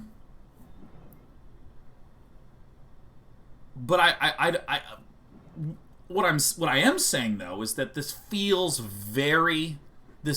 like a lot of money. This feels like a lot of work went into the store when the basic stuff felt like it didn't get worked. That's what I'm saying. That's what I'm saying. I think it would be disingenuous. It would be incorrect. It would be wrong. I would be being dishonest if I said, this is a ripoff, because I just don't know. What I do know is that when I click from A to B, it's a challenge for my player to get there. And I always want to be really careful when criticizing certain aspects of a business model in terms of purchasing. Without having the context. Because, and this is important, it's very easy to look at a game that's doing it right and a game that's doing it poorly and to conflate the two. I will say, though, that I get annoyed that the industry seems to be built upon obfuscation. That's too broad a statement. There's many games that are deliberately obfuscating how the money even works in the game, which makes it frustrating for me to even look at.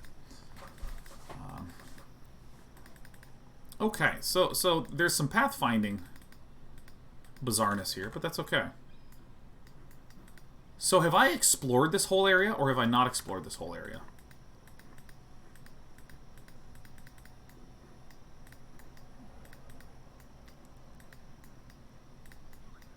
Can you just buy the hero directly? I don't know. I don't know.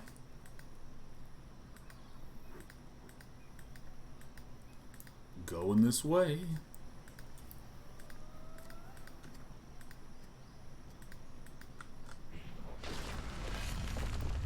Go, my little guys. Have I been here before?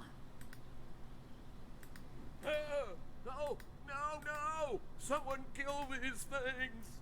Yeah, see, it's the character not standing out from the surrounding area.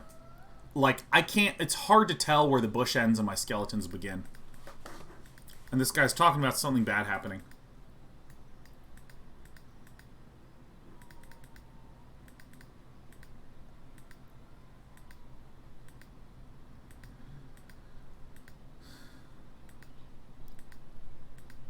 Have I been here?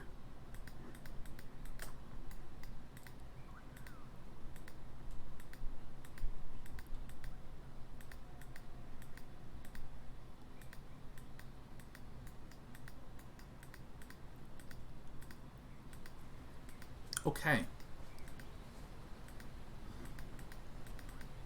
I don't even think that we're in a combat area yet. I think that we're in a...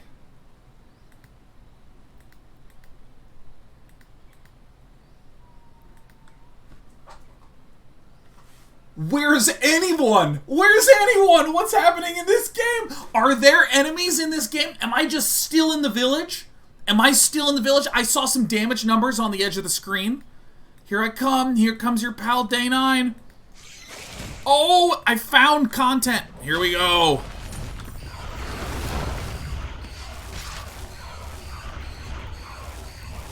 Oh. Are you a collectible? I got something. I'm not sure what. Alright.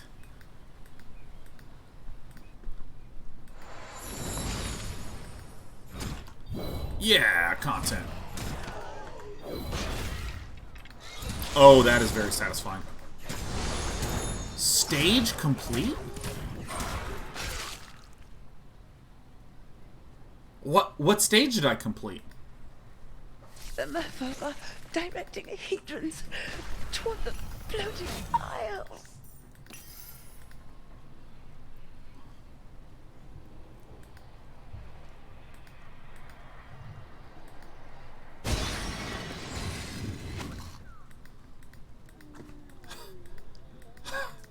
Report your findings to Nissa. Here we go. So, am I correct to understand that these areas are not instanced? That there's people just...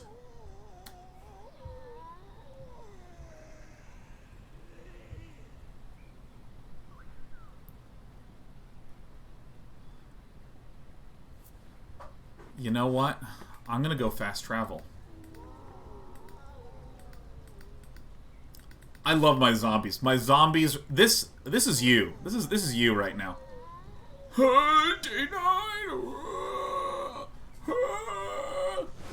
That's you. Are you okay? You need a lozenge? Ghost in Shell says, "Yep." They are semi-instanced, meaning there's only a few people per zone. By the way, Matty is Fatty. Thank you so much for just like you've just been an outpouring of valuable information for this game.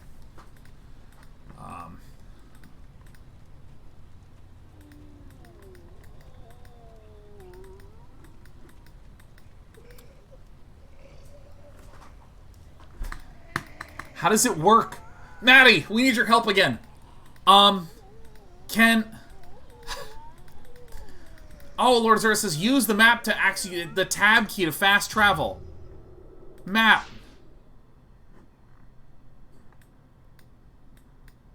Very good. So this is the correct orientation. So...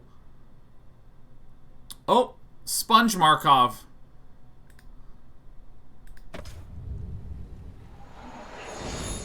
Yeah.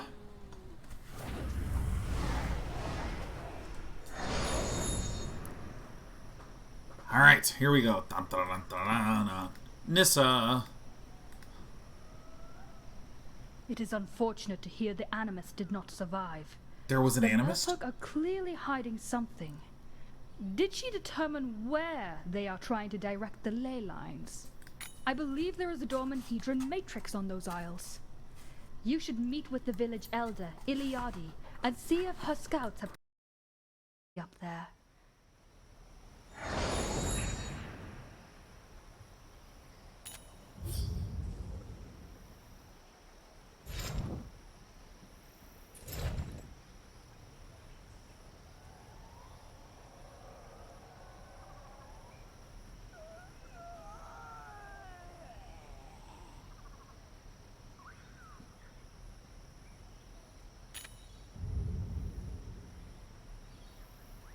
Okay.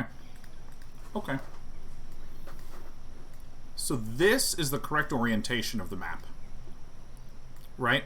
Because if we go to our map... If we go to our map here... yeah, so this is up. So this is the default position of the map. Which, when we orient that way, causes this to happen. So if I actually want to be able to see, I need to turn this upside down. Okay. You know?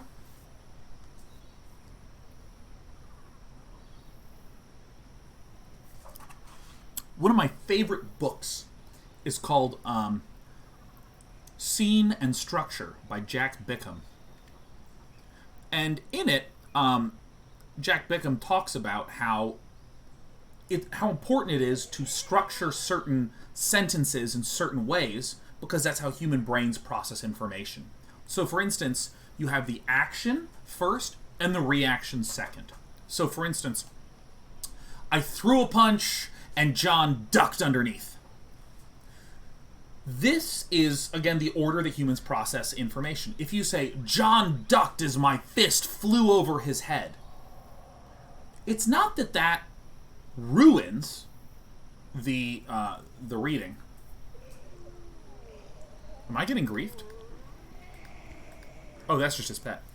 It's not that I'm getting. It's not that when you switch that order, it's incomprehensible.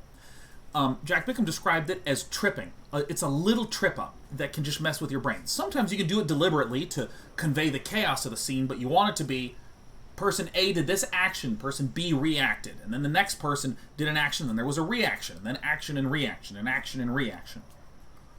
And Jack Bickham writes that when you have many of these in a row,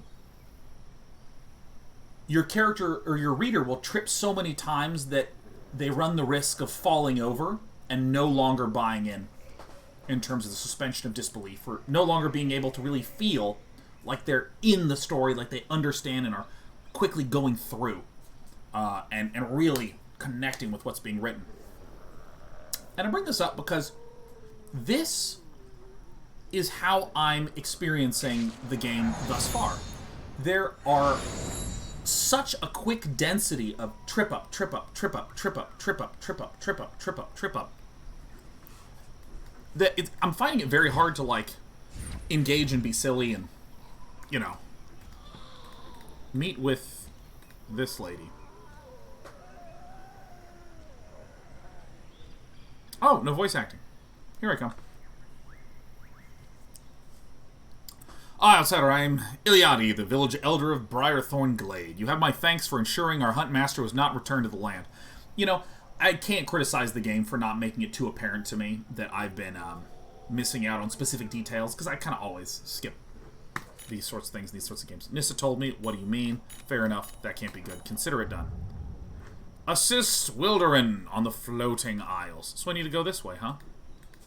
So if I go to my map...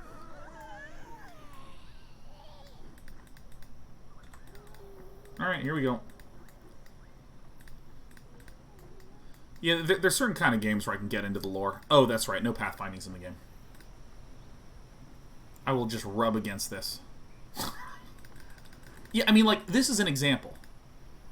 How normal is it for me to click here? Right? You'd think people would do this all the time. Should click on the other side of where they need to go. Little trip up. Lots of pathfinding issues. Lots of need to move the camera around. Lots of things that are obfuscating the viewport. Lots of UI confusion where I go to the fast travel point and nothing notifies me that I'm in the right place. I have to know to go to the menu. Lots of, like, I'm in the area where I'm expecting to fight monsters. And I can't seem to find any.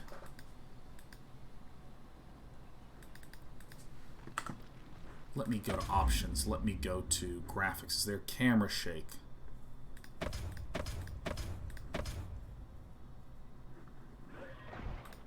Okay. What is this? Oh, are these enemies? Fuck yeah. This is Abyssal Flame. Where's a big guy? Briarthorn elves betray the natural order of Vastwood. Oh, shit, yeah. Well, that's tight.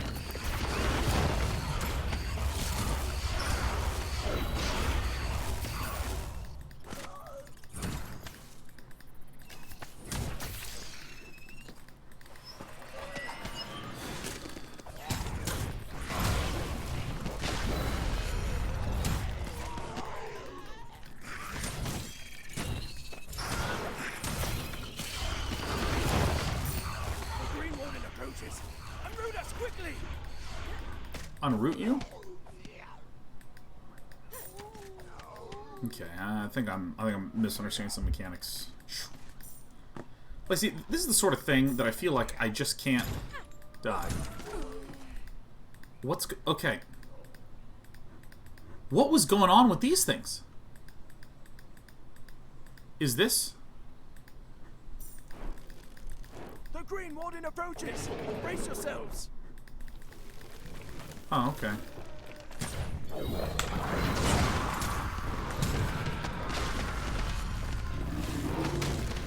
Stage complete. What does stage complete mean? Why is the stage complete?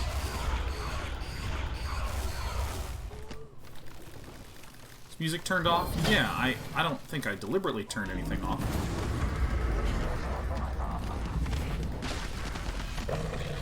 See, I'm actually enjoying this fight quite a bit more than the other ones, because I'm, like, running around, I'm, like, actually taking damage. I mean, it's not ridiculously complicated or something like that.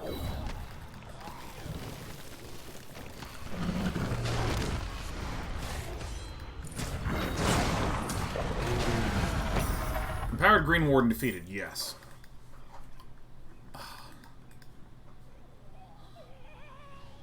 Yeah, what does this even mean?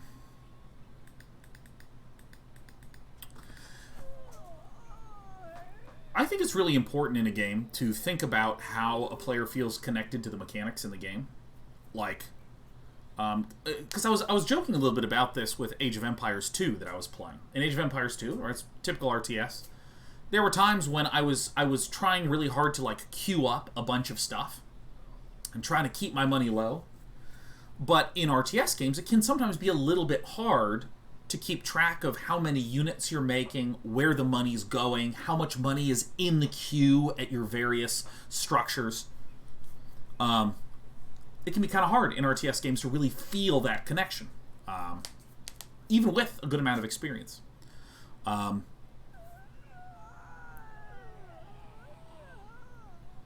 And of course, there are moments of connection that you get in an RTS. Like, okay, I'm gonna now buy some pikemen. So I select my barracks and I hit WW, and then I see my money go chunk chunk. So there's that little bit of moment-to-moment connection of the money being spent.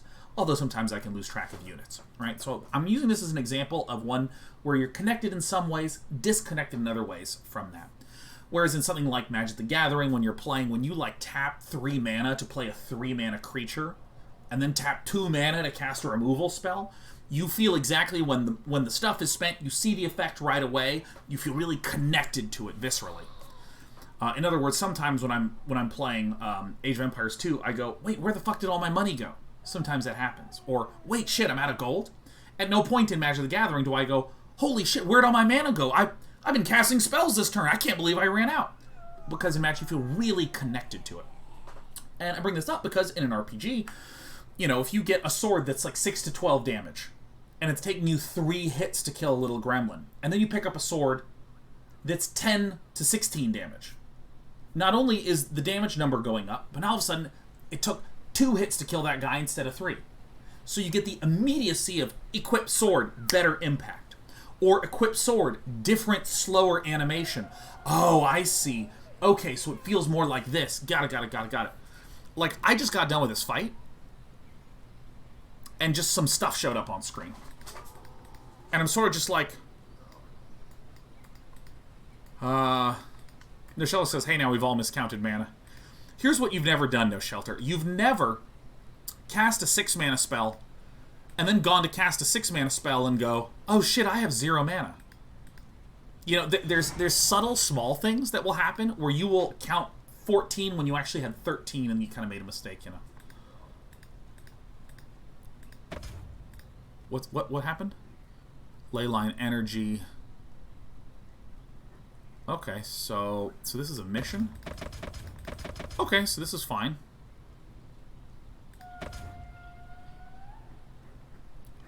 Okay, you know, let's play a mission. All right, let's play a mission. So I think that, like, with some of the numbers, it can be challenging to process. Like, in a card game, it's very easy to process 4 versus 3. Super easy. In an ARPG, what's the difference between 109 and 112 and 160? This is where I think that Diablo does just a marvelous job of making things kind of flat in terms of power level, so that way, as you're increasing, you can feel things getting easier. You can feel the impact of the power. And then it does another plateau up.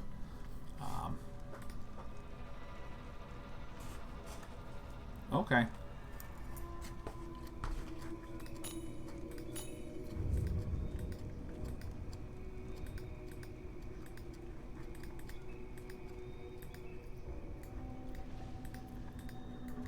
Okay. Hadron of Growth. I find it challenging that the entire map is revealed, because then I don't know where I've explored and where I haven't. I never realized how much that guided me. Again, I'm in these areas and I find it so hard to just find enemies. Oh, there he is.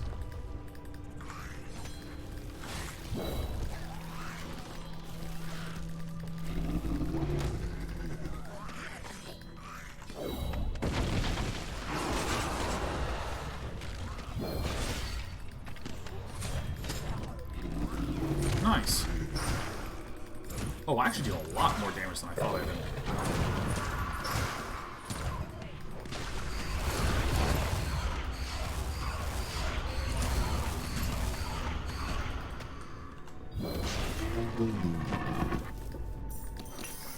Weirdly, there was less going on in that fight, and I kind of enjoyed it more.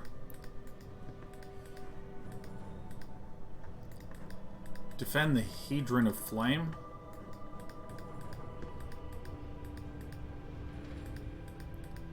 Okay.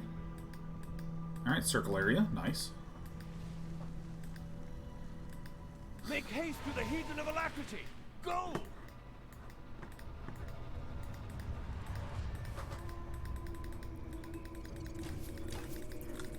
Alright, Q.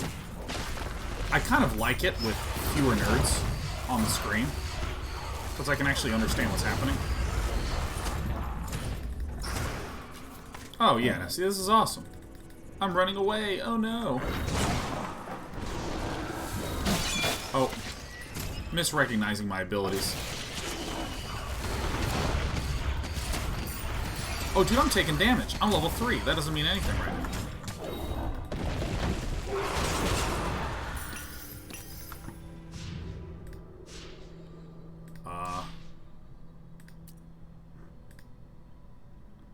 Mana Surge. Gain 3 mana over 6 seconds, then draw a spell. How do I equip the stuff? Ah! Man, I remember when Diablo 3 came out, just, it was so clear what everything was and what everything was doing and what was happening. So clear.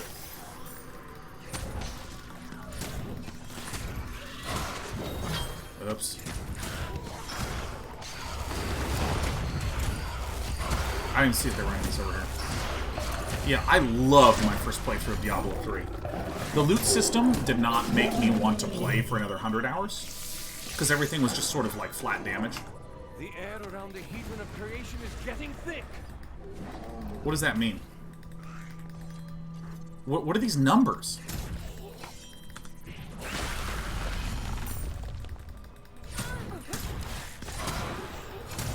What does 450 mean? So if I destroy this... What do you think 4650 means?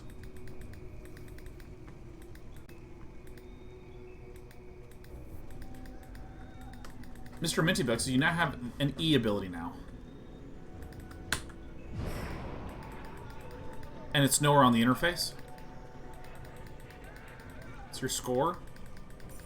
But, like, what's... Score with respect to what? Oh, I have to go this way. I see.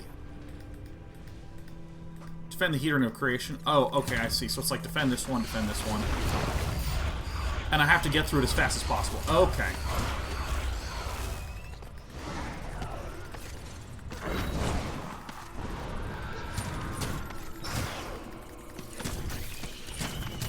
Two, Q, W.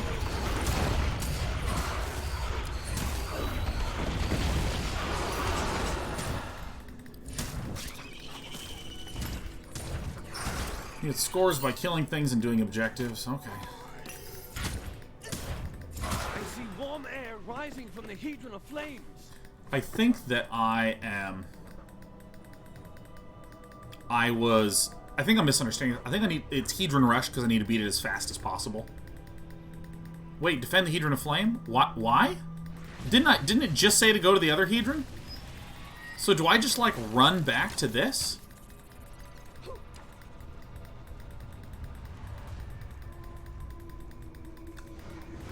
Hedron of Flame.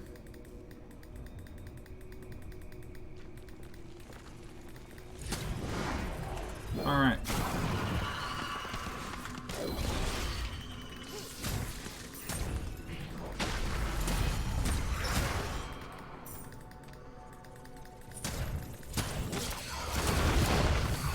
Yeah, see, like, I'm starting to have some fun with some of this ability management. Oops. I always confuse the art of those two.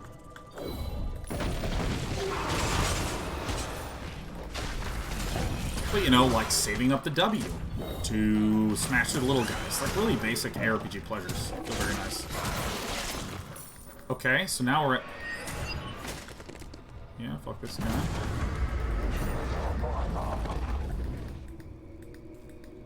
Okay, I'm defending the Hedron of Flame.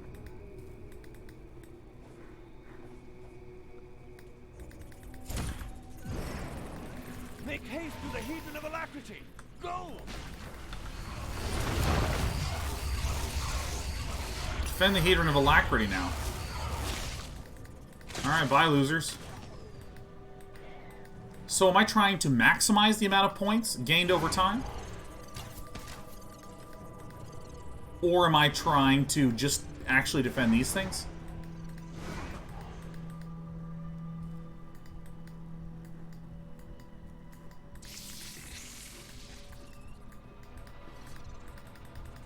Okay.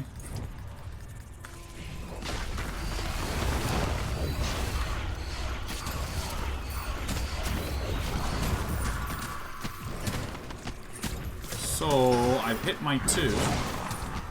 Ability's not ready. I think I'm gonna die, man.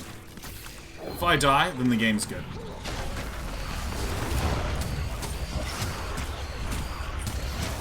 Fellow champion beast. Alright. Fuck you. I love that spike ability. That's so fun.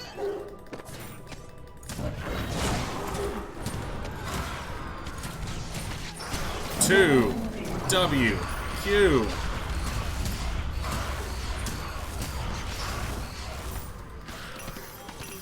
Any game that kills me is a great game. I see warm air rising from the Hedron of Flames. Dude. Gavin says, how's this game compared to Wolcen? I liked Wolcen lots more so far. Substantially more. Wolcen was actually pretty fun. Alright, I'm here. Oh, wrong buttons. 1.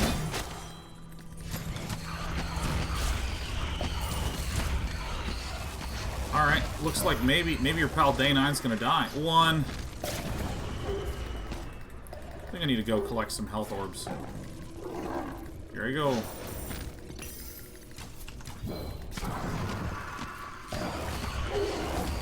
But I need to keep summoning Skelemans.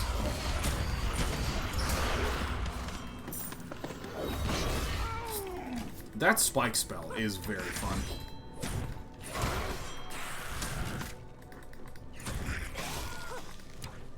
Ugh.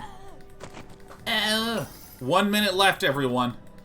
The Hedron of growth is thickening! Now I gotta go run over to that shit. Alright. Bing, bang, bang, boom.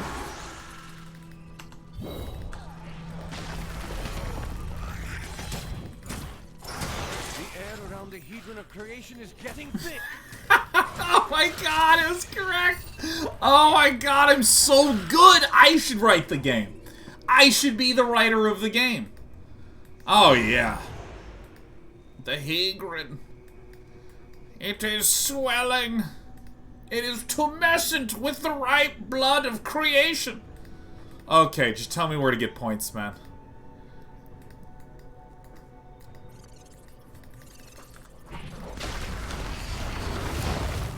Whoosh, whoosh, whoosh, whoosh, whoosh.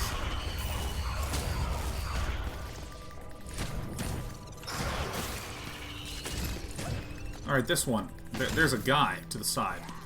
Hit him. Hit him. 1, 1, 1, 1, 1, 1, 2. The Hedrons are silent.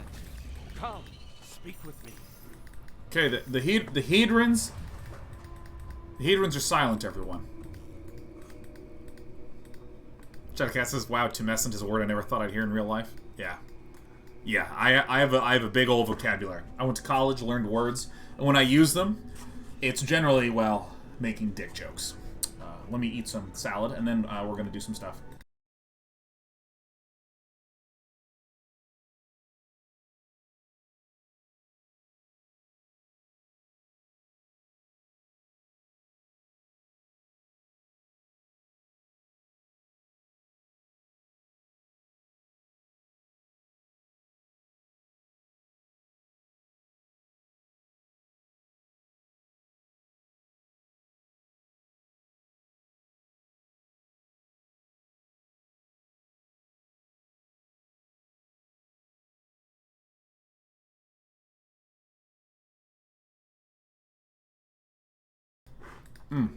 I bit my fork like an idiot.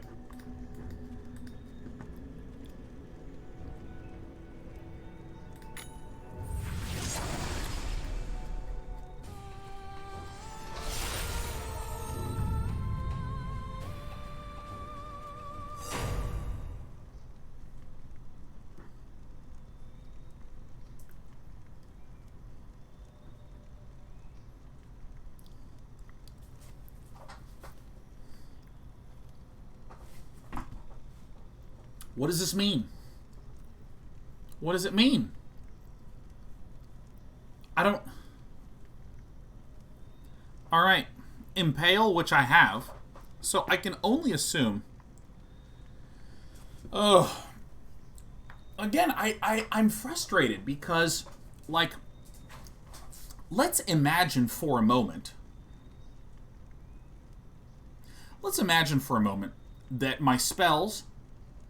could start at level 1, and that as I collected more of something, they became level 2, level 3, level 4, level 5, level 6, level 7. You've seen other games where it will show you Abyssal Flame, and when you do something that makes it increase, you see it say level 1, and a bar ticks to the right, and then it goes to level 2, and the numbers flash, right? By getting the thing, the UI automatically shows and communicates what it does. I am assuming that I have 8 points for Abyssal Flame that I can use to, like, level up the spell or something like that. But I'm not sure, and it sure as hell isn't communicated. And so I feel like it's putting the cart before the horse, right? What, like... Well, let me... Uh-oh. I know, sweetie pie. I feel like... I talk about this with Metroidvania-style games, and general adventure-style games. that you want to show the lock before you show the key, right? You want to show me that... Are you chewing on styrofoam? You little lunatic. This cat's going insane. You want to show what the wish is before you show the way to complete that. You want to show a locked door. What's behind that door? Then you find the key, you open the key, and you walk through. The Zelda model. Yes. Yes, Leprechaun. Yes. You want a game to show you an item that says needs level 7. So that way you work to level 7 to be able to equip it. You... Get the hell out of here, Sean. Hey, don't chew on styrofoam. It's not good for you. You want to show me something that costs a lot of money before I start earning the money. So that way I can see why I would want to earn the money in the first place. And the worst part is when there's a game where you find a key and you're like, I wonder what the hell this key's for. And you go up to a door and it's like used key on door. And you're like, oh, I guess this is what that key was for. Because it creates no anticipation, no excitement, no wants, no hopes for something to occur. And this is what's kind of happening to me right now, where I'm like, okay, well...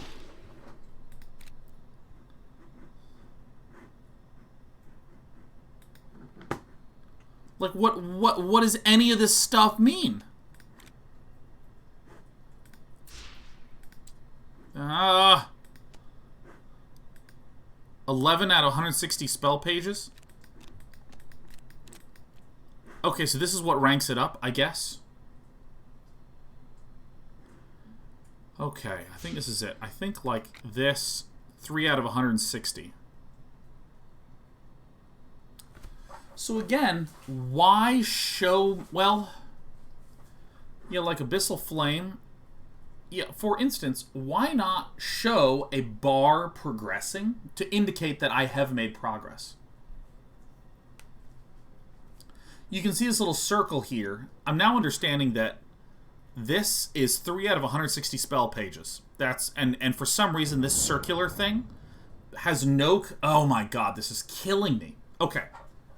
I will now say 3 things. Thing 1. I now understand that 3 out of 160 spell pages is the progress to getting to rank 2. Okay? It could have conveyed that before. It didn't. Second thing that I'll note, see these arrows that are slowly filling up? See how this one has more progress than this one? Because I'm at 3 of 160. Here I'm at 15 of 160, so the circle is more. Do you see how this arrow with the circle that slowly fills up? See how this means something completely different over here? This is always a half-filled up arrow with a half-filled circle around it. Doesn't matter what I'm on. It's the exact same icon. So it's the same icon used in 2 different places means 2 different things.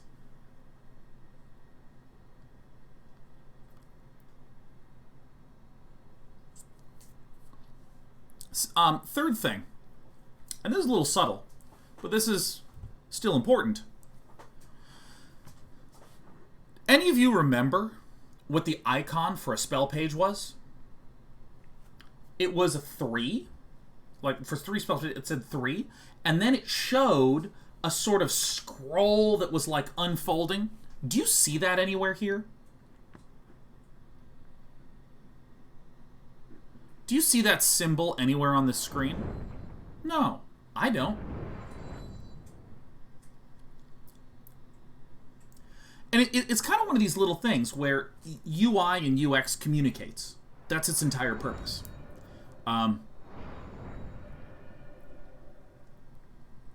So when you show me a scroll icon, and I go, 3 scrolls? What does that mean? And then when I look around, there's no scrolls? Anywhere? I don't know. It's painful. It's painful to me because what I feel like is that it's like someone says, just go to the corner shop in Northgard. And I'm like, okay, I'll go to the corner shop in Northgard. But nowhere in the entire game is there a location called Northgard at all. You just have to know that I'm talking about Westlake or something. You just have to know this. Is it different here? No. Also, there's another question. What happens when I get to rank 2? No clue. select does nothing. Whatever.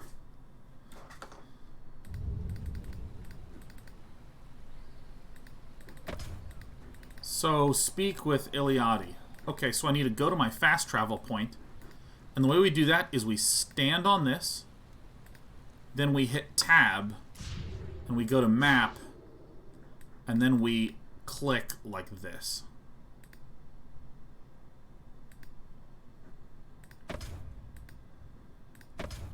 Let me explain the problem that I'm having right now. I want to fast travel, but Swift is standing on the fast travel point, so I can't get there. Oh, I found the pixel. There we go.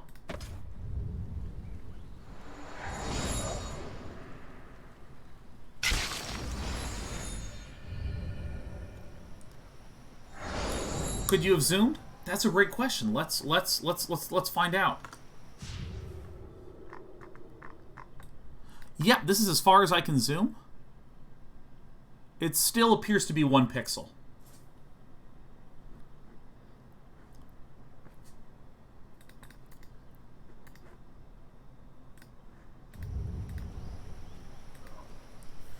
Alright, let's talk to her. Wilderin and the Hedrons are safe then? Your assistance is sunlight on the undergrowth, outsider.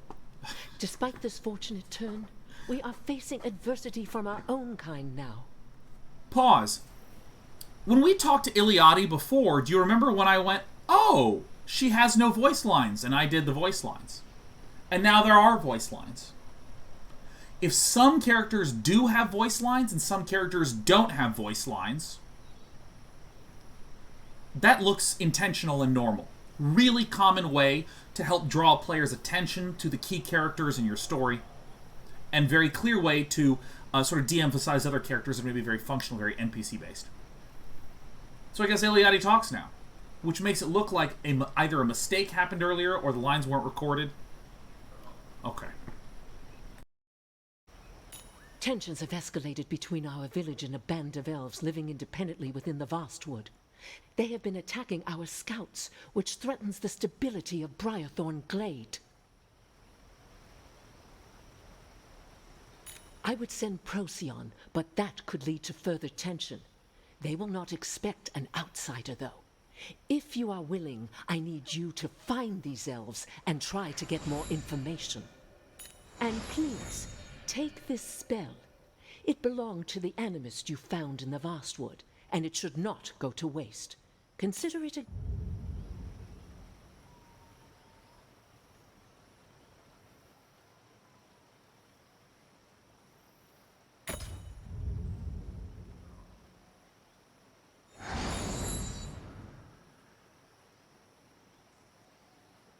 Question. What's a 2/2? What does this mean at all? Because in Magic it means 2 power, 2 toughness. So this has a DPS of 27 and a health of 990.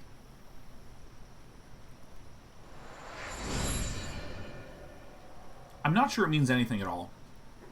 So why have it there?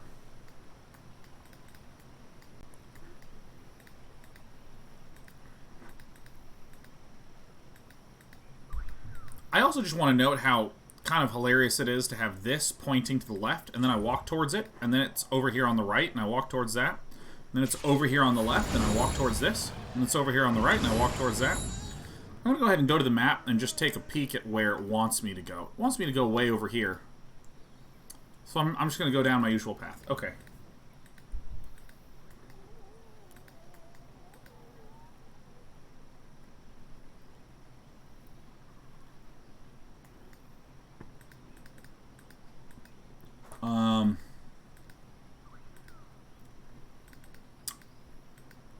You can fast travel from anywhere. Oh, is that so?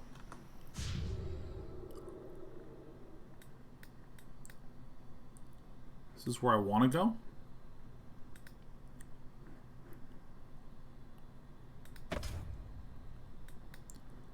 What? Oh my god. Okay, wait a minute. So, okay, so look, if I click on this one, I can fast travel, right? Fast travel's here, but also fast travel is here.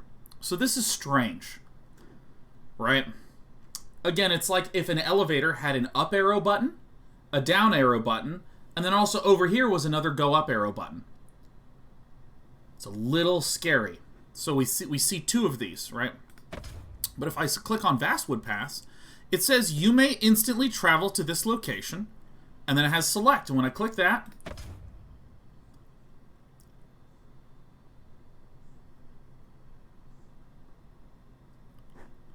all right, excellent. All right. All right. It says Empowered Baloth. It says Empowered Baloth.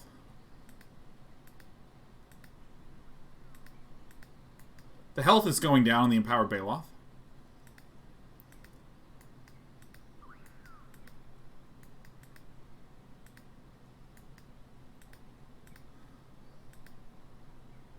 Alright. Somewhere, someone defeated an Empowered Baloth.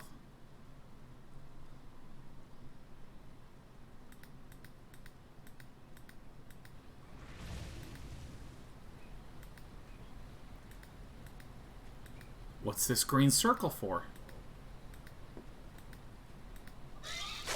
Oh! Any content! Fuck yeah! I love content! Here comes a Drudge Skeleton! Get him, boys! Woo! Oh yes, bam! Big X and excellent content! Oh yeah!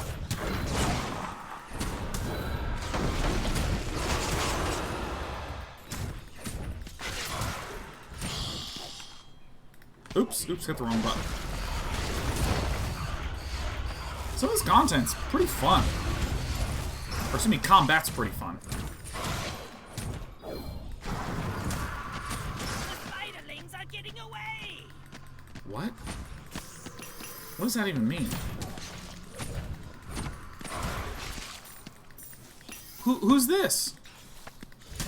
Is that my Drudge Skeleton? Oh, fuck yeah. Oh, it is.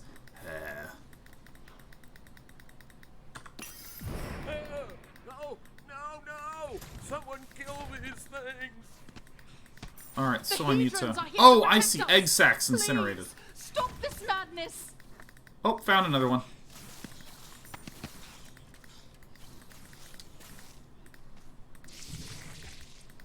Oh, is this... Hey.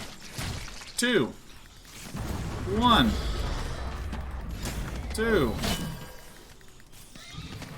Phew. Oops, I got stunned by the bubble.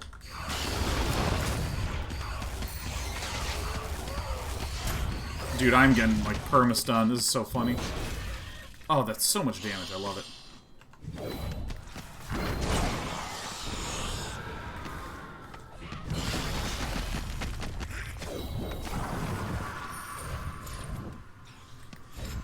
Oh, yeah. Skirmish complete. 1x of what? 1x of what? What was any of that?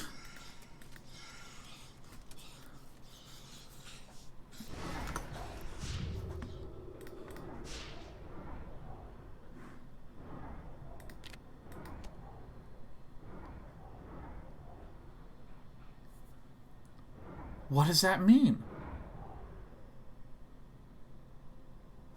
Spell page, you assume? It's spell pages? So there is a third symbol?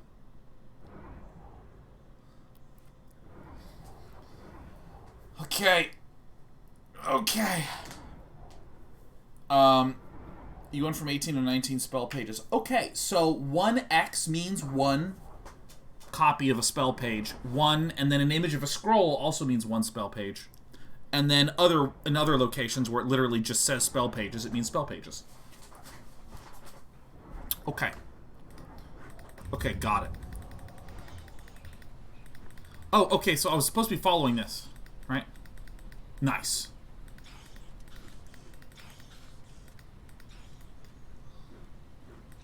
Collected some unrefined ether today. I assume that means that I have a limited amount of ether I can collect. Alright.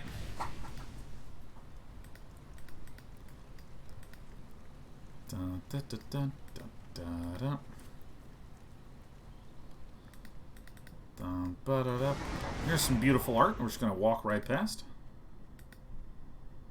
M-Tash raided with a party of 3, 2, 1. Well, thank you, M-Tash, and welcome to our little corner of the internet, all M-Tashed folks. We decided we were going to check out Magic Legends today. It's been a little rough, but we're happy to have you, and we're having a fun-ass time, not gonna lie.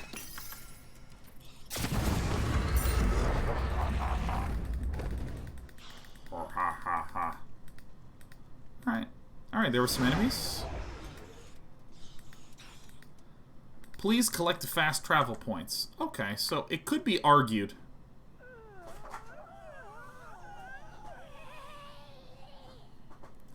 Could be argued that maybe I'm not going to enough fast travel points. Well, that's fair. That's fair. Oh, there's an empowered Green Warden. It grows. I have no idea where this is. Let's hear a word from our viewers. Here you are.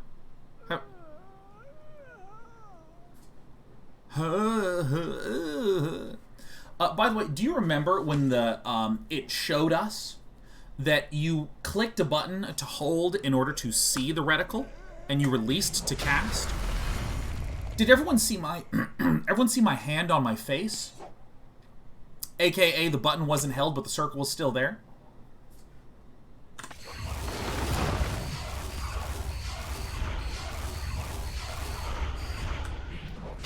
Somehow, I was able to make the circle just stay up. Huh. Alright.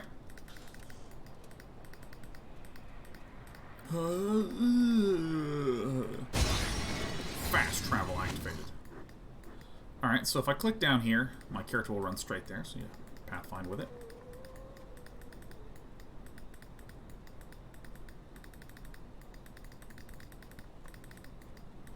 Alright.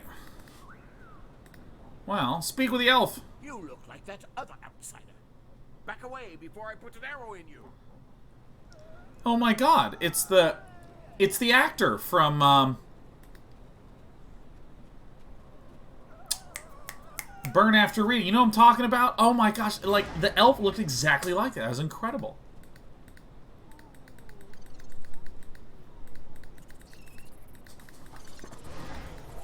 Alright, I'm going into this circle.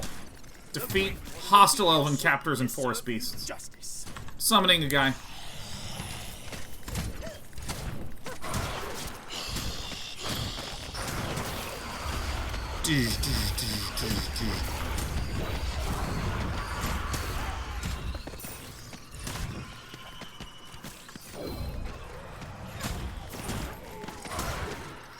Alright.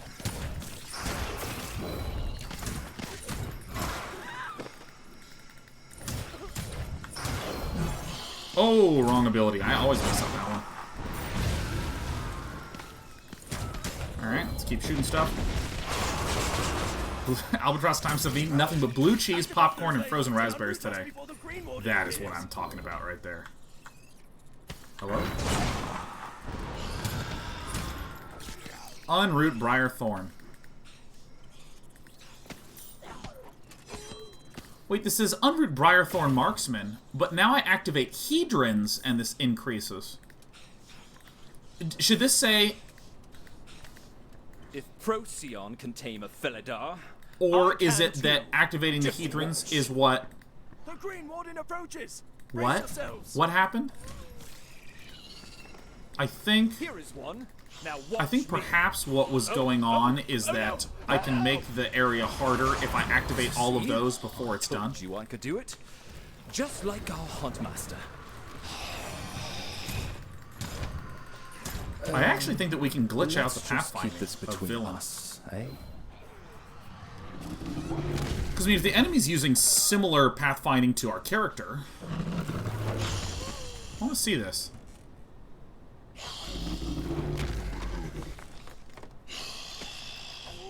Get him, guys. Oh, this is awesome. So if I do this, it should devour my skeletons, huh? Can these not die? Oh, they can die, alright. By the way, for any of you who don't know, if you've never played an action RPG before, this is exactly what it's like. No, don't attack him. No, I was doing a test of the content.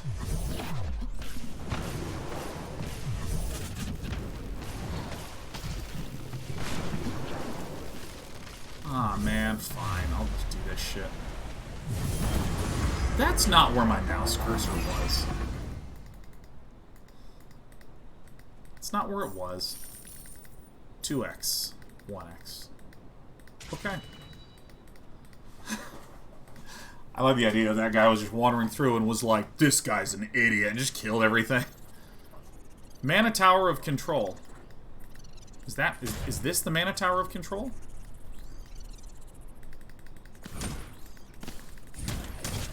Yeah, fucking blue players, am I right?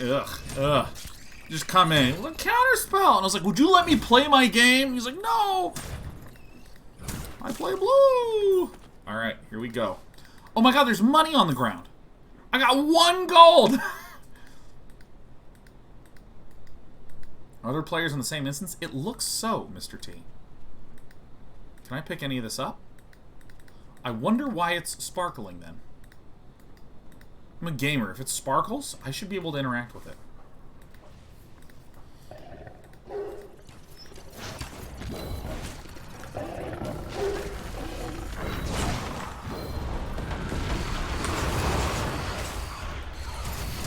I keep forgetting to use my E ability.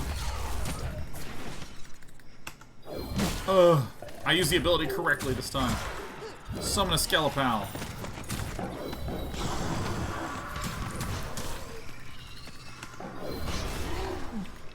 Ooh.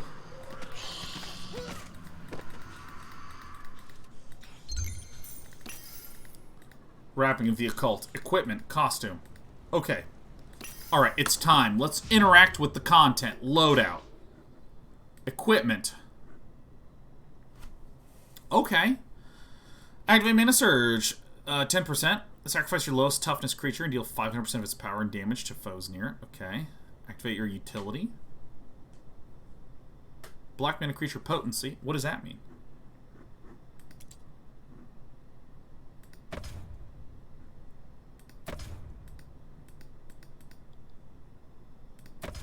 Okay, so these are like gems, I guess.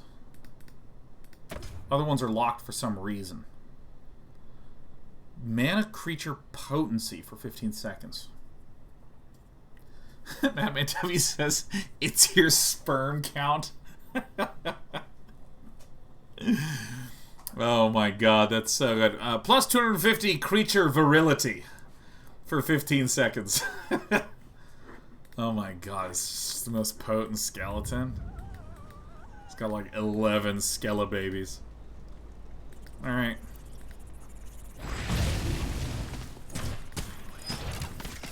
What?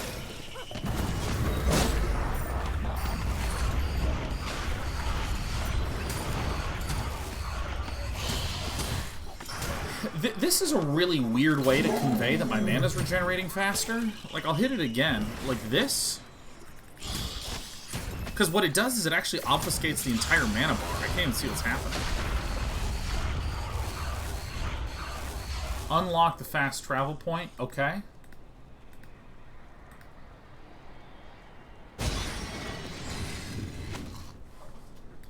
Report your findings to Iliadi.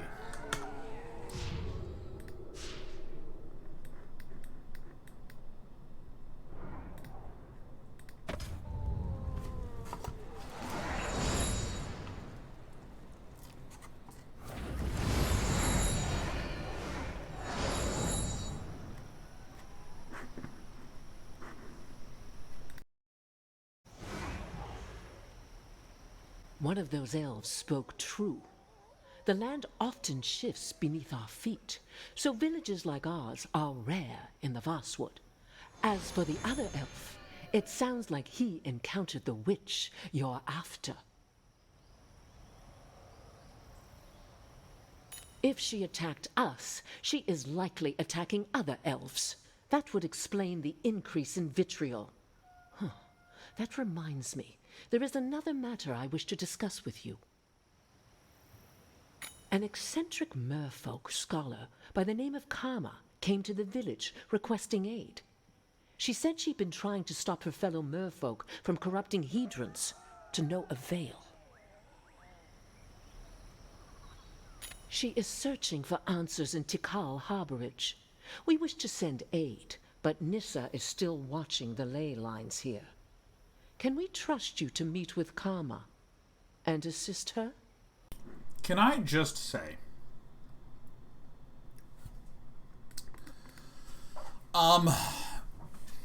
if I'm hopping in to a game, I feel like maybe the focus should be on something resonant.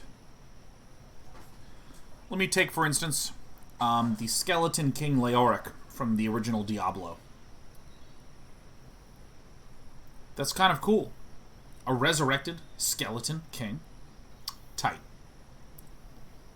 This game is focusing a lot on hedrons, which to me feel like who is just, oh my god, yes. Oh, geometric primitives. Oh, I fucking love hedrons. Like, I don't even understand. Like, why we're so into hedrons in this game? Alright, a Voracious Thrall. DPS 27, health 2970.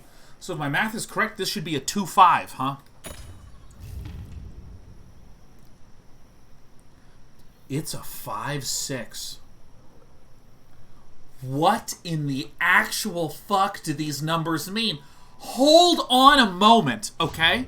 Let me explain what my mind just did. My mind looked at, Scathed Zombies, right? Scathed Zombies. It's a 2-2, because it says that in the top right. It's a 2-2. So the DPS was 27, and the health was 990. And so what I said was, the DPS is 27, so it's also a 2. And that the health is a 990, and the Voracious Thrall appeared to have 3 times as much health. Look at that. 2970 is 3 times as much as 990. They have the same DPS, 3 times as much health, and it's a 5-6.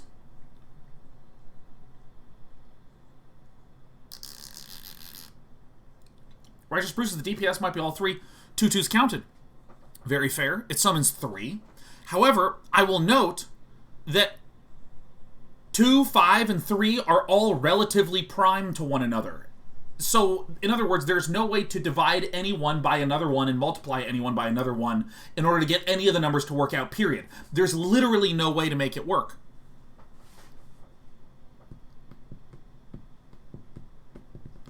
Okay, let's see if I'm getting... How is it that 3 skeletons deal 27, this is 5, this is 2, and this is 5? Check the Dredge Skeleton's numbers. This is a 2-2. Yeah, see, this is a 2-2, this is a 2-2. So this summons 1 thing. This summons 3 things, so the DPS and the health are not relative to the number of summons. So how the fuck does this work? Do I have any other units? I think those are my only units, right? That's it.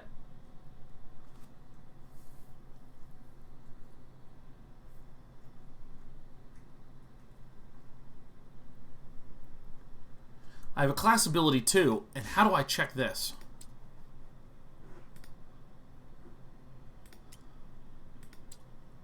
How do I look at this at all? How do I look at... Okay, someone help me. Grim Siphon heals a creature. What is this thing?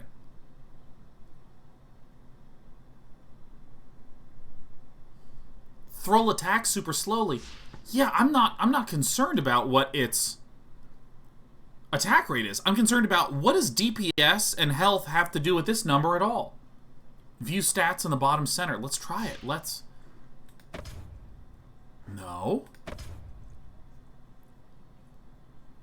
How do I find out my basic abilities here? DPS takes attack speed into account, though. Again, what I'm trying to say is, what does 2 have to do with any of these? I don't understand.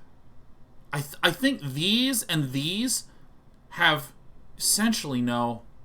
Oh my god. Okay, Loadout. People are saying overview. Where's overview?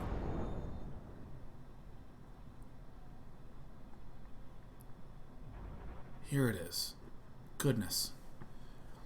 Deals damage. Creates 2 1/1 skeletons. Does it have their DPS anywhere? I have no idea.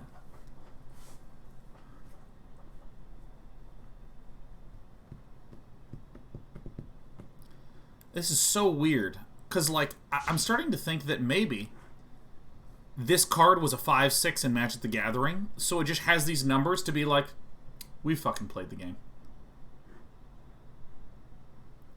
Athel NL says, all my creatures are 27 DPS as well, so it might be bugged.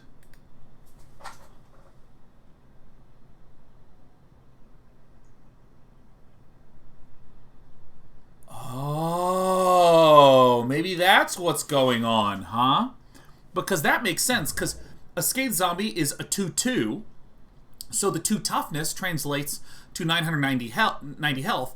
2 times 3 is 6, and the health times 3 does equal 2,970. So that's it. One of these numbers is just hard-coded to be 27.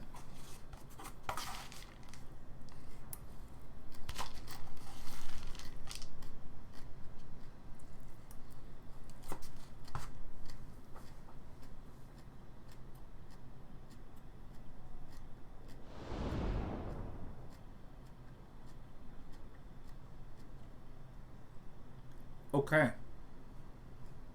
Okay.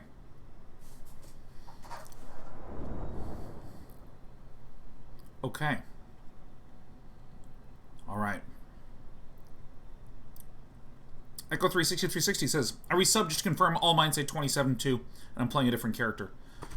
Oh, it all makes so much sense now. It's hardcover. Somewhere, someone has a file that is the damage and health of a unit. And it's hard code to be 27 is the base value. And it's not overriding. That's what's happening. We've decided it.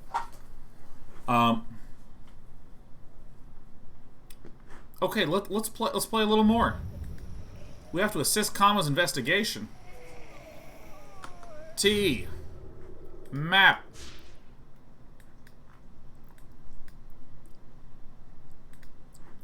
Oh, this is how it's supposed to feel with fast traveling?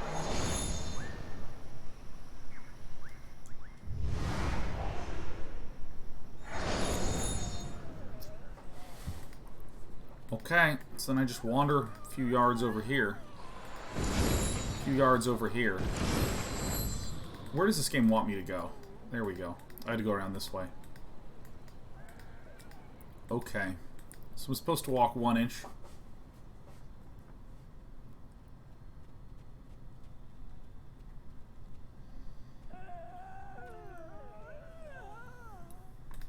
I don't want to do that. I don't want to do this. This is day 1 of open beta. Wow.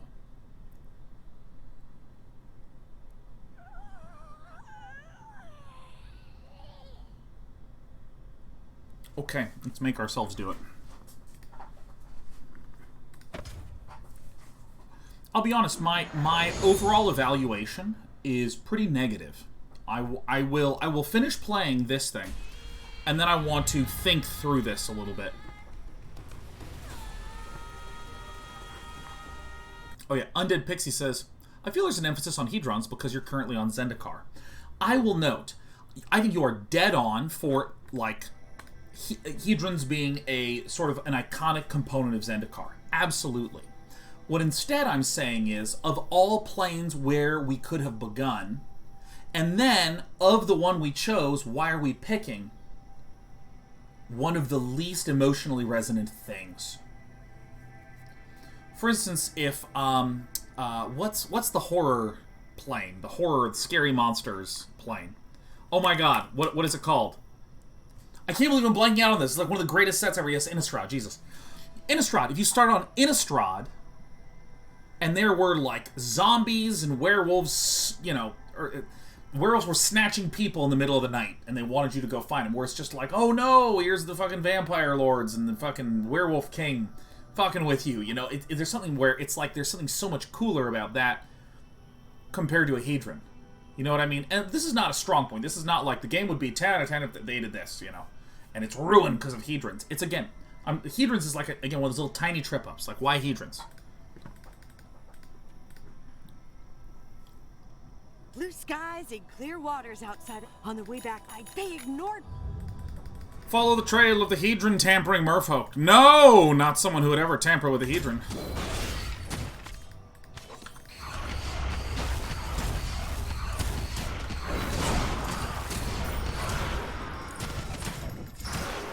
I am getting wailed upon.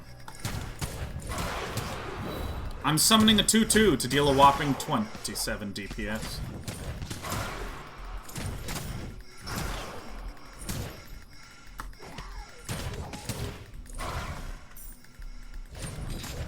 Alright, let's summon this. Let's summon this.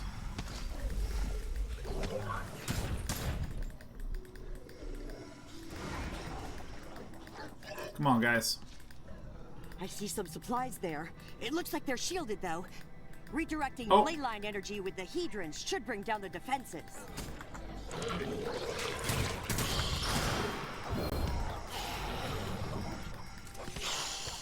Align Hedrons.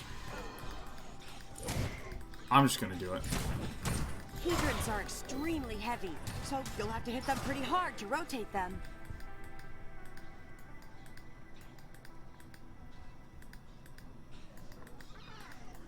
Again, pathfinding. That worked. They're still hiding though, so let's get the rest of the supplies. Yeah, this is turning into just avoid the stuff. Oh, let me hit it one more time.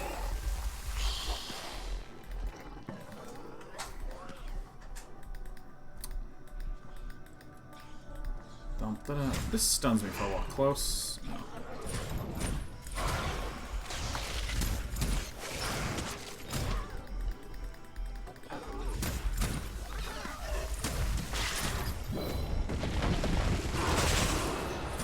I do like that ability. I do find it quite fun.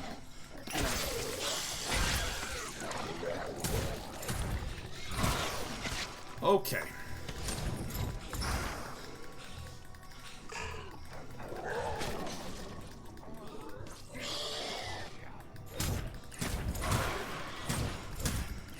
Yeah, Sixth Rock, this is not a sponsored segment. And typically I don't accept a sponsorship for a game that I either have no information about or think that I wouldn't enjoy. And furthermore, I never sign a contract that has any stipulations about what I can't say. Actually, with some exceptions. With some exceptions. For instance, let's imagine that some first-person shooter indie game came out. Sometimes they'll say, hey, please do not talk about other first-person shooter games and compare and plug competitive or competing products. You know? Like, hey, this game is okay, and if you like this, buy their competitor. Like, there's that sort of thing. However, even so, in a lot of contracts, we make sure that I am allowed to make reasonable comparisons to other similar products. So, for instance, if you made a rogue-like card game, I would compare it to Slay the Spire at times. I would do it, because, like, Slay the Spire is the canonical, very well done roguelike card game, right? So, and so, you know, so basically I'm allowed to say anything I want. In terms of my evaluations on the game, I mean, obviously I'm not just gonna, like, the CEO of this game company's a murderer! Like, I'm not gonna do that. Like, within reason, right? Again, with the exception of I cannot plug their competitors. They left behind a message orb at that camp. And, you know, sometimes it is painful if I'm playing a game and I'm not enjoying it, and I know that there's a development team behind it that, you know. maybe we're really happy with the product, and I'm not. Concerns, my disciple, but I will not be challenged. I will not allow Theta Adele's childish upstarts to threaten me or my... A message from Noyan Dar to one of his followers? He and Theta Adele have been rivals for a long time. But what's going on here? Also, just little things get to me, like clearly repeating tiling on the water. You can just see it there. BDM Pros, has the developer ever taken your commentary while playing and changed the game to accommodate? I feel like the answer has to be, like, yes, a shitload, because I have a lot of friends that are developers who watch streamers, hear what they say, and change stuff all the time. I mean, developers, you know, I don't give a shit how many times an upvoted thread comes up on a particular game forum, and they're like, this company doesn't care at all. Total bullshit 100% of the time. Developers of games are some of the most attentive, obsessive workers. And hear what people are saying, you know, incorporate feedback, constantly adjust, egoless. I mean, like, developers are just incredible. And it's absolutely true that, like, here is a huge percentage of games that feel like they didn't quite hit the mark, where I, the consumer, like, oh, this could have been an A+, but instead it's a C+. I'd say, like, in 80% of those cases, everyone working on the game goes, yeah, we know, we're under constraints. I mean, I've personally worked on projects where it's just like, yep, you know that cool segment we were going to do from that show? That's 50% done? Yeah, cut it. We can't get it good. Yeah, let's just have a pretty boring show. Seems fine. Yeah, so, I mean, especially developers that are working on live service games are constantly attentive.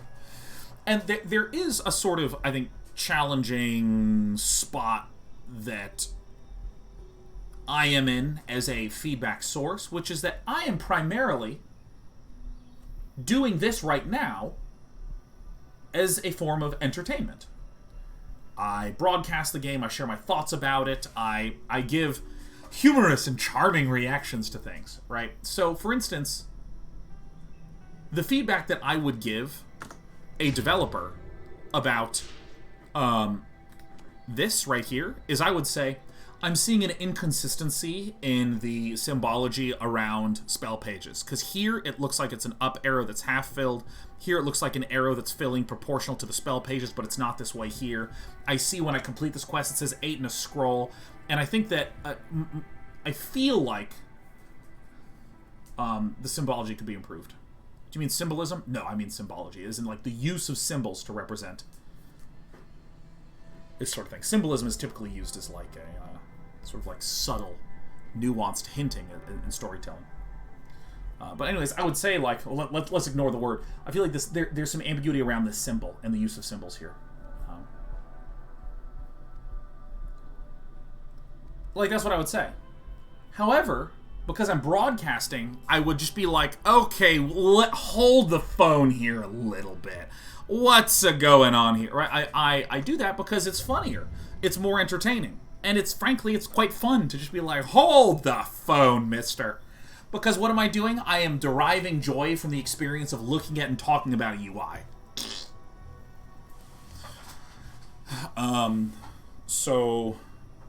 So this is why I made that video of, like, dude, developers should just never listen to feedback. I believe the title of the video is Feedback is Dumb and It Doesn't Matter. And that's one of my finest videos I've ever made. Hey, Dradog, thanks for the 5 gifted subs on this day where you are celebrating getting a booking for your first vaccination. Oh, I love to see it. Also, brief note, I've been wandering around for a long time. Lots of different zones with lots of different labels. They all look exactly the same to me. Phase of Semblance says symbology is a study of symbols. Symbolism is their actual use. Yeah, nice.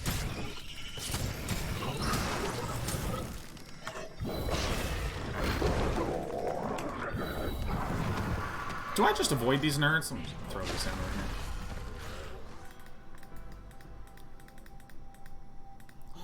I recognize the enchantment on this water. Make sure not to stand in it. Or... Oh, they really don't want us to follow them. They super dilly willy filly don't. Overcharge that barrier. Watch out, Shawnee Wani. Oh, that's my friend. Oh, I'm an idiot. They're blocking the redirected ley line energy. Broken Hedron. Don't hurt the Hedrons.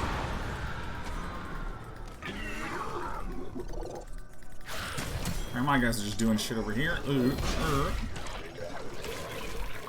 Oh, Q, E, W. Destroy the broken hedrons 3. so the ley line energy can flow into the barrier. Ley line energy, Hedrons, Hedrons.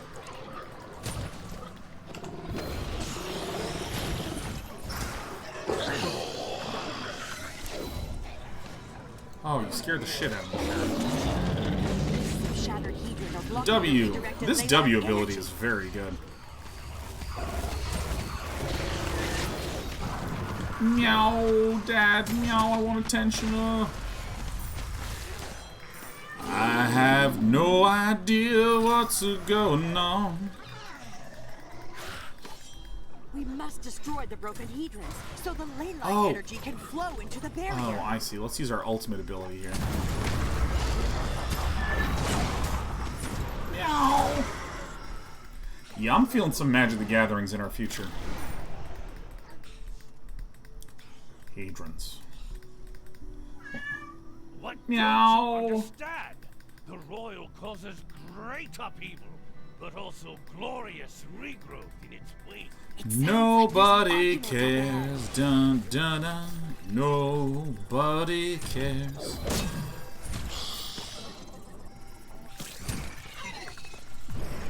Oh, I don't have enough energy to go solo. Oh, 3. It's a new guy. Someone approaches. Get our cargoes to Call Harbor. I deal with our death.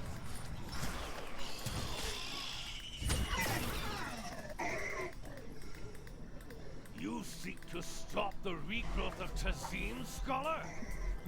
I mean, this is word salad at this point. Just tell us what Noyan... never mind. He's gone invisible.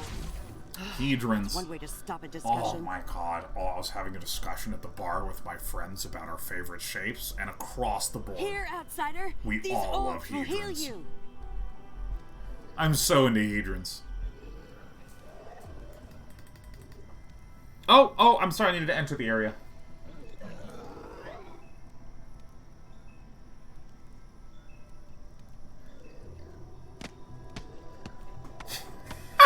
Spawns me in a poison. That's actually so funny. Entering area. Ooh, ah, ooh, ooh, ooh.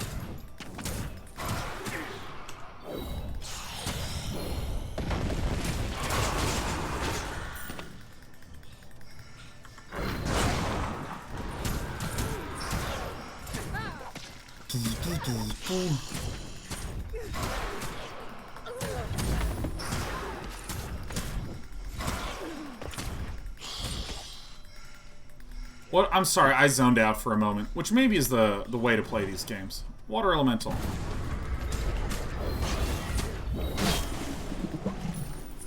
Alright, what do? I stand here?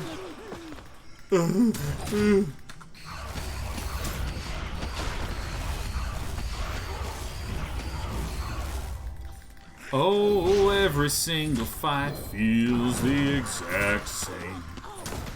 Every single fight, every single time. Enough! I will end this folly myself. 2, 3. Oh, I missed. How embarrassing.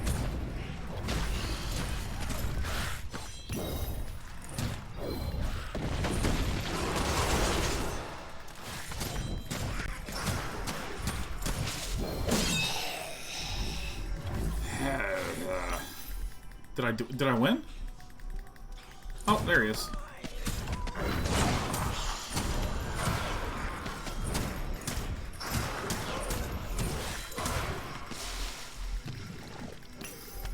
Noyandar. 1. You know what the scariest low-level enemy in all of ARPG history is? Dar's followers so I think we all know it. Maybe thought Adele is just trying to stop whatever they're trying to do. Ugh. I think we all know. Ah, fresh meat. Yeah, the butcher. Thanks, Amahuna. Amahuna gets it. Ah, fresh meat. That one was terrifying. Pursue the merfolk who fled. Ah, fresh meat.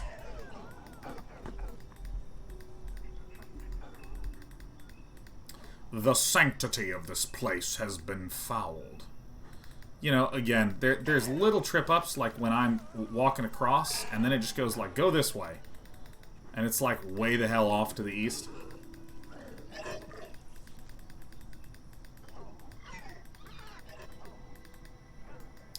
Once I finish this quest, I'm done. I think... yes. I sense message orbs in the area. Let's find them quickly before anyone else... My kin, I hold the secret to Tazim's rebirth. We cannot allow Noyan Dar to... Noyan Dar can be added. Where's the QA testing, man? Never submit to the will of I mean, I'm just going to the points. Thanks to these gifts, neither shall we. Swim with me, my followers, and I will show you what we can accomplish without Noyan Dar's madness stirring the waters. They are the interlopers we've been sent to kill. Take them!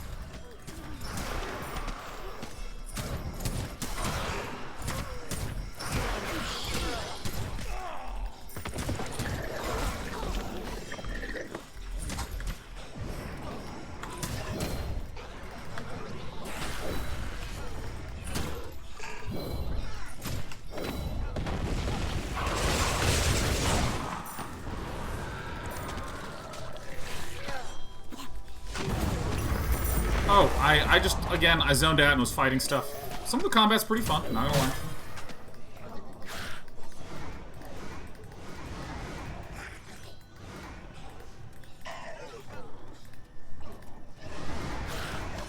Okay. They put up another barrier. Align the Hedrons to destroy the barrier. Oh, content. With ley line energy. Alright, so let's gather up everyone.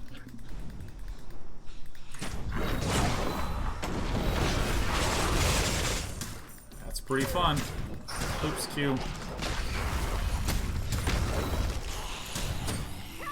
Misaligned Hedron. Hedrons.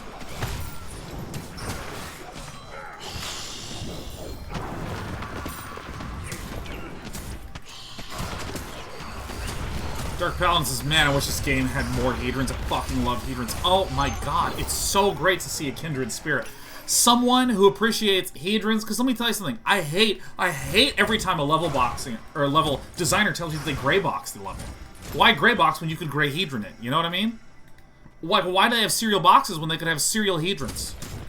Where you just, like, open up just the top and you fucking pour it down. And if all your serial boxes were Hedrons, then they could actually, like, stack together and, like, tessellate on the shelf. Like, give me a break. I need to align another Hedron.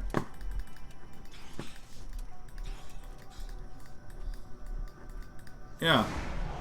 Like, let me tell you, when I make an RTS, you're not going to have box select. You're going to have Hedron select.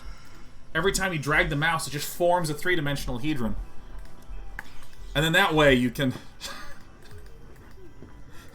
select what matters most.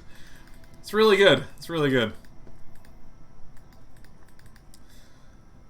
When I get vaccinated, I was thinking of joining an Ultimate Frisbee League. And instead of boxing out the offense, we're going to Hedron them out. They're here. Protect Yeah, why is the waypoint off in that area?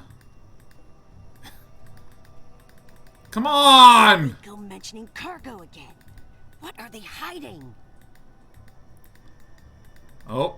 Oh my god, there's like Hedrons in the landscape. This icon is a Hedron. I can't wait for it to tell me to like go to another Hedron.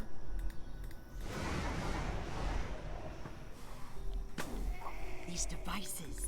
I've never seen anything remotely like them before. I know for certain they weren't created by merfolk.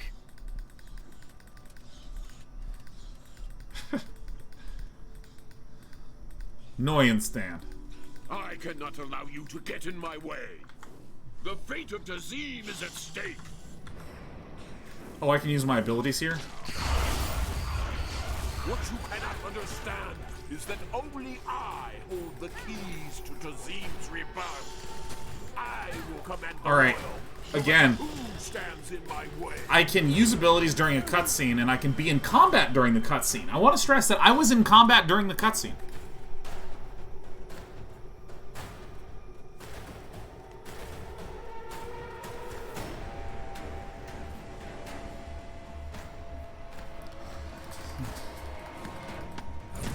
Uh-oh! Oh, this Hedron is out of alignment! Oh, no! Quickly, W! E!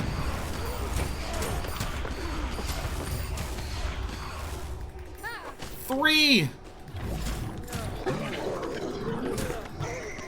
Oh, they become spikes. I see. Hit the broken Hedrons. 3! This Hedron is misaligned. It's time to align it.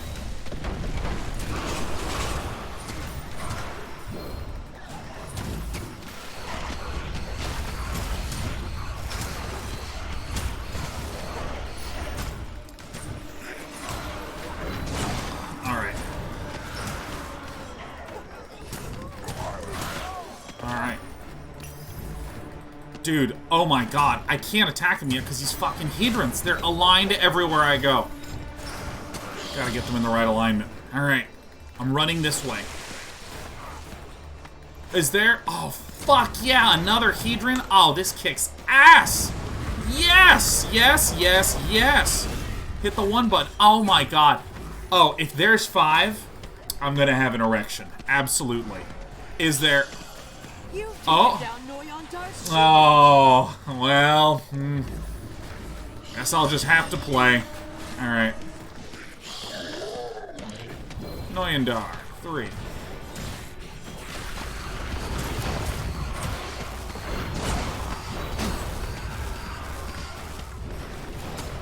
Not enough mana.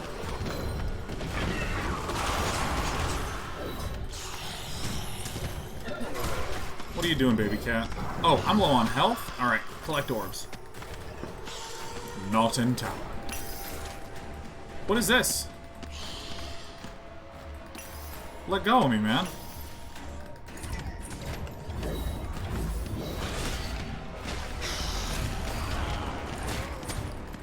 I gotta pay attention more minute.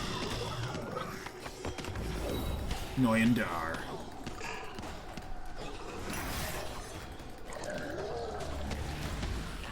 A 3. 2. Q.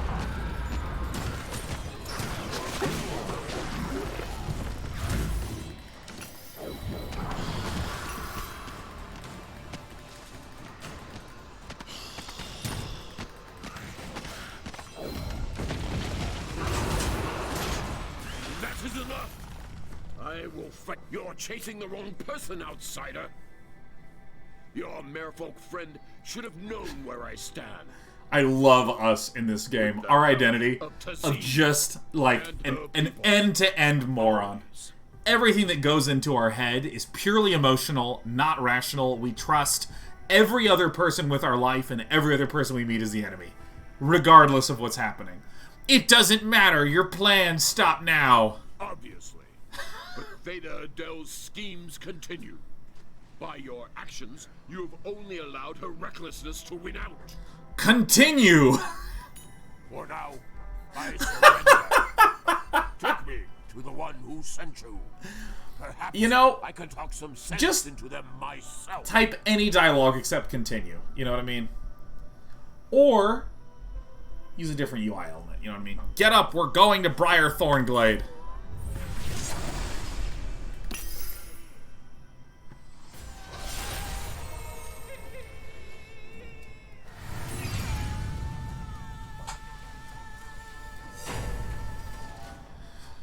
Yeah, 24. We got 24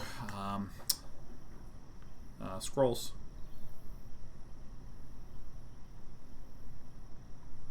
Planeswalk. I don't know why this makes me laugh so much, but instead of okay, it says Planeswalk. Oh, what a beautiful day to have Catbert321 be a 120-month, 10-year Subaru.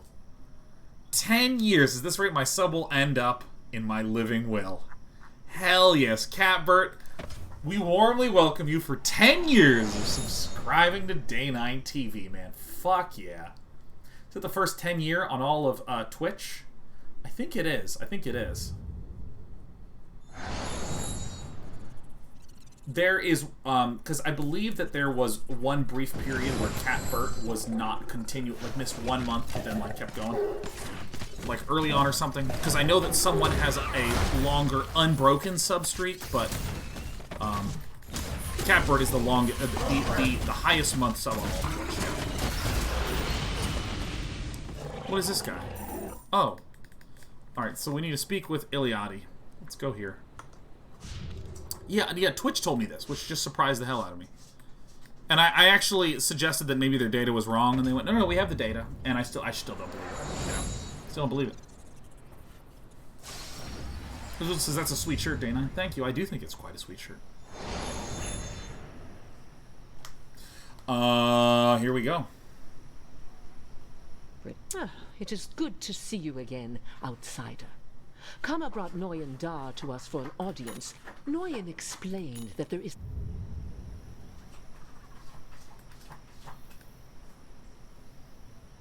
I tire of this tree village. Continue, I replied. Calm tides, outsider. I'm aware we started off in the shallows, but I'd like to make amends. I want to stress, instead of continue, just put something, right? So why, in the last dialogue, did we have continue, but on this dialogue, we have keep talking instead of continue?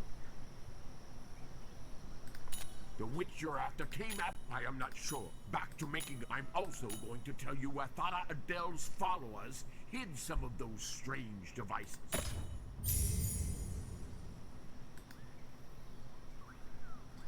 I think I'm good.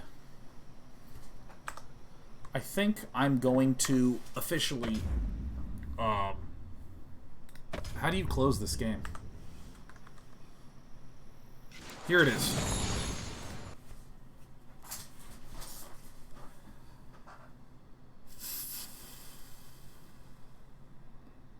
I just have... I had a very negative reaction to the game on a number of levels.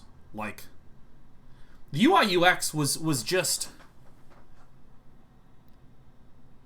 endless strings of, wait, why is this way? And what does this mean? What is this? And why? And what the heck's going on? What? And what? And what? And what? And what? Just, like, bafflingly confusing. That was weird. Artistically, there's some really beautiful art assets that are in there. The direction feels pretty vanilla.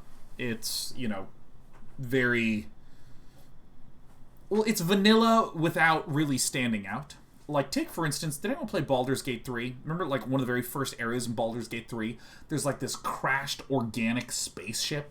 And so there's a lot of traditional fantasy stuff, but then there's this just, like, crashed, organic, weird substance there, and it's just like, oh my god, this is so cool, you know? However, I think that, like, so we could say UI UX gonna get buttoned up. The art style is deliberately archetypical. I think that also in terms of some of the art style, it's very challenging to understand what's going on. The ability for me to distinguish my summons versus the enemy summons seemed really difficult. There were several times that I thought I was surrounded, and it was all my guys. But I think that actually probably my biggest critique of the game is I don't think that the card system, like the magic element of this, works at all, even remotely. Because, okay, so like let's think about action RPGs, right? In action RPGs,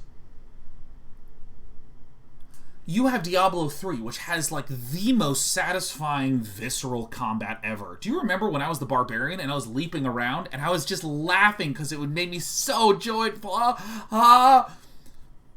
Diablo 3 has really great action. If you're an action RPG, can you compete with Diablo 3's polish and crunchiness and satisfying stuff? Okay. Path of Exile, which I have not gone deep on. I have played like the first hour or two, and I have read a lot about Path of Exile. Path of Exile has this gigantic progression system. This huge progression tree that, like, there's the, the sphere grid tree, and then there's the ability to mix and match and combine items with their slotting system, gems with their slotting system. There's the individual leveling of the gems there. There's the different progression of the items. There's all this progression, growth. So, can you compete with Path of Exile on the progression front, right? There's all these like different questions that I feel like would be asked to try to say what's the unique thing that really stands out, because like immediately I don't see a progression system that's particularly deep at all. I assume that maybe my armor and weapons get stronger, but I don't know because the game didn't show it to me. I assume maybe my cards will improve in power and that will get me excited. I don't know because I never saw it happen after playing for 3.5 hours. So I don't know if there's that much depth or progression in there. So like the thing that feels like this game's unique component is this idea of you have a deck of spells. You have your basic spells, and then you're drawing these different cards in your deck to cast them. And so here's a remark that I'm going to... I posit this is true, but I don't know if this is true. I posit that they said we can use the cool card drawing aspect of Magic the Gathering and make a different kind of action in an ARPG. And what it feels like is that it doesn't work at all. Here's how it really felt when I was playing with the card system. First of all, it felt as though there were some cool abilities that I wanted, and I didn't get to choose to use them because I hadn't drawn them. So, there's like a really basic loop in action game combat, which is like, okay, maybe I have a grenade that I throw and it deals area damage and it has a cooldown. Then I have like a basic rifle that's shooting stuff, and then I have a dash with a cooldown. When you're playing an action game, you're thinking like, okay, oh, there's a good spot to grenade. Oh, I missed a grenade, so I'm going to have to dodge and avoid until I get the grenade again.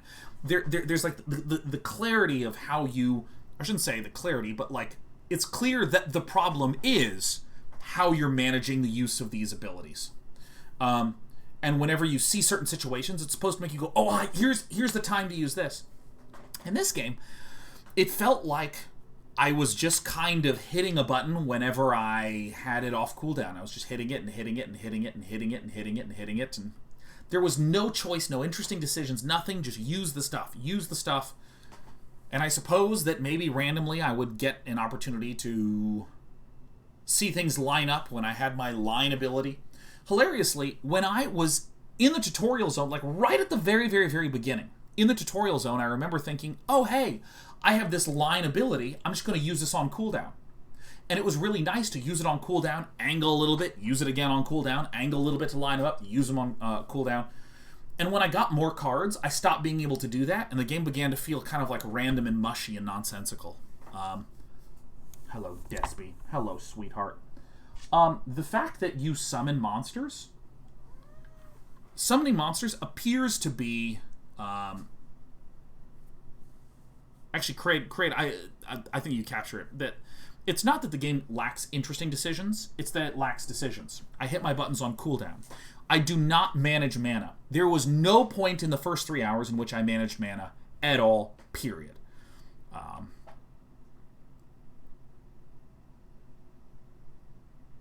Yeah, I mean, I really think that the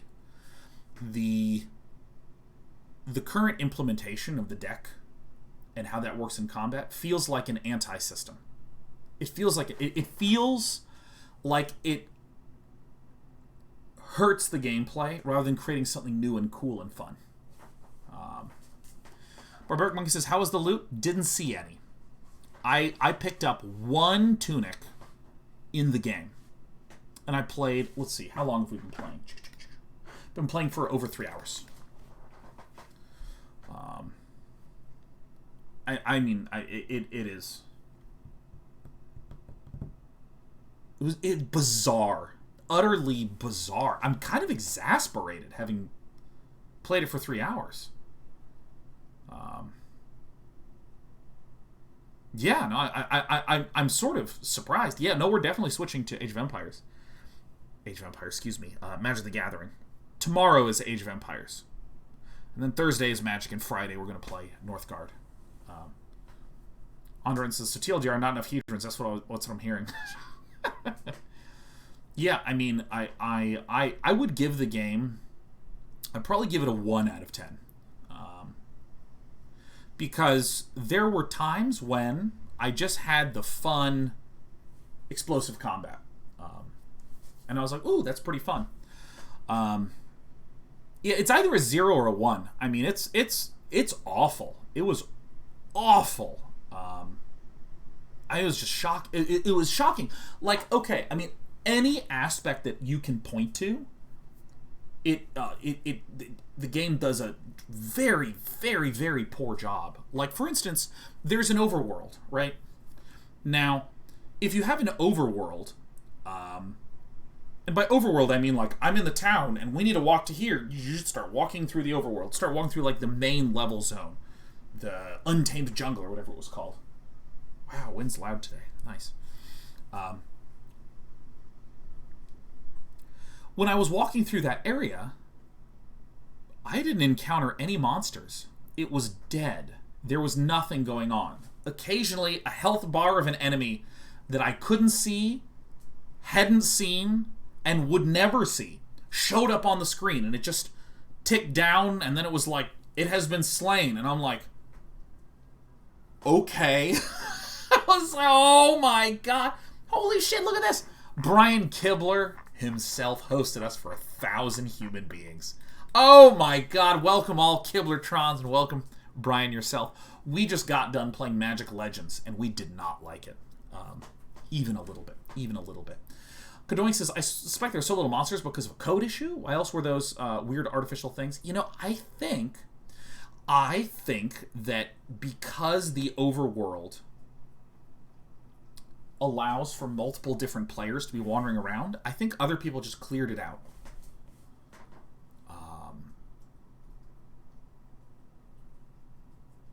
Man. Now, some of the writing and the dialogue was super cheesy. I mean, I find that fun to poke fun at, but I don't think that necessarily detracted from my enjoyment or would add to it. In action RPGs, I'm in there for the action RPG part. I'm not there for and what was the story? And how do I connect to the character before I do the same dungeon 7 times in a row trying to get a good roll on the buckler? That's fine. That's totally fine.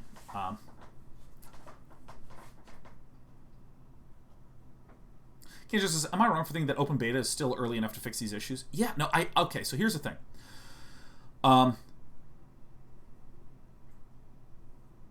I think that the system of you have a deck of spells to cast, I think that whole system literally not only is unsuccessful and is not fun, I think it takes away from the normal action RPG fun. It feels to me like if you took your hero or character in Diablo or Path of Exile, and you had an idealized loadout of these 4 abilities that you're really going to focus on, and the game said, you only get to cast those 30% of the time, the rest of the 70% you have to cast random things. Just to be able to get back to doing those. That was the experience of what it felt like. Yeah, Grazzy21 says, a normal ARPG in the Magic universe would have been just fine. Yeah.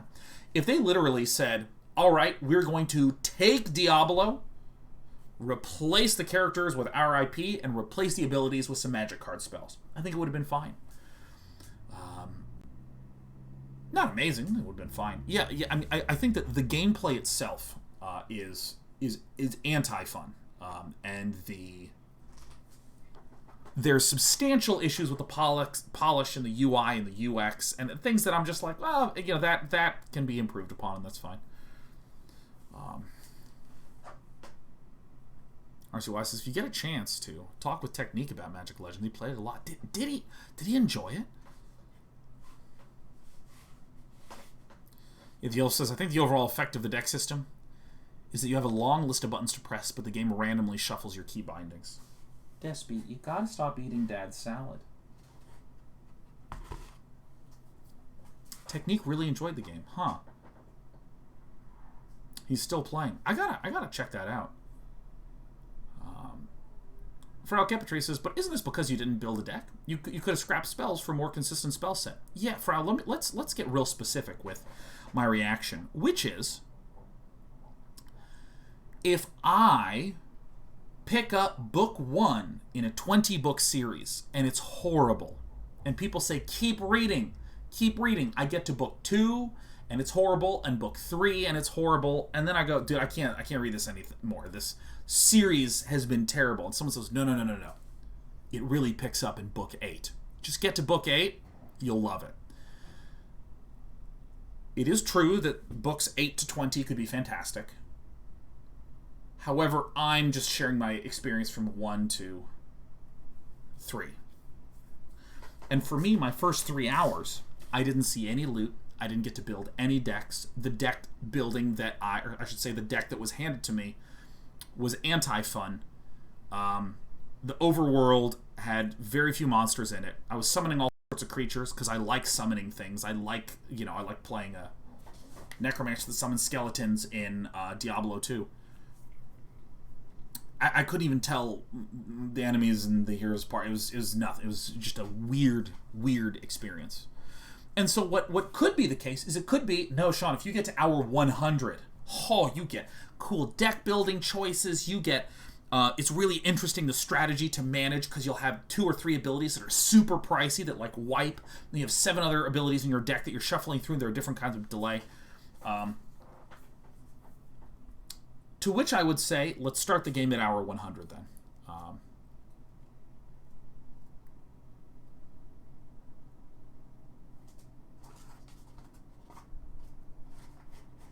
This is my salad. This is my salad. This is my salad. Symphony says, I feel like they could scrap the first 5 hours of the game, replace that with a really dry, information-dense gray room. Yeah, I mean, like, here's the thing. Like, the...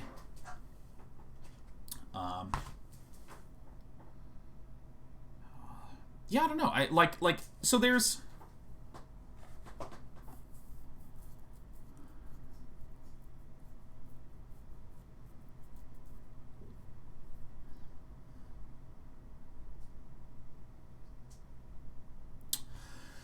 I feel like sometimes I play games and I think, if this system were tweaked a little bit, or that were tweaked a little bit, I would really enjoy this. Or sometimes I can imagine, like, okay, here is a little, here's a pretty big change that I think might be able to help. I mean, for this one, I just felt the deck building robbed me of so much of what feels like fundamental, basic ARPG joy.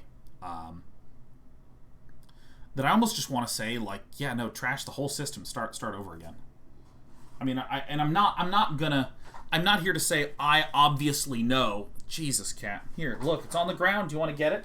It's floor salad. Give me my airtime. That's a good cat. What I'm not saying is Sean, would make a much better deck building system. I absolutely acknowledge that that's just a really hard thing to do.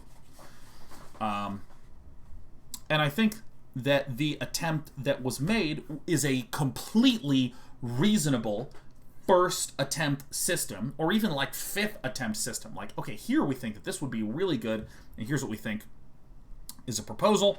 Let's mock it up and let's play with it for a little bit. Because it felt kind of good for like an hour, and then after a while, it felt like it removed all my decision making from the battles. I think it's fine that it was built, but I think it needs to completely be thrown out and rebuilt from the ground up. Will I give it another chance? No. I mean, I spent 3 hours and was unable to have fun in the way that is most fundamental to the genre, which is like progression getting a loadout. So yeah, no, it seems to me like a game that will sort of just go and be done.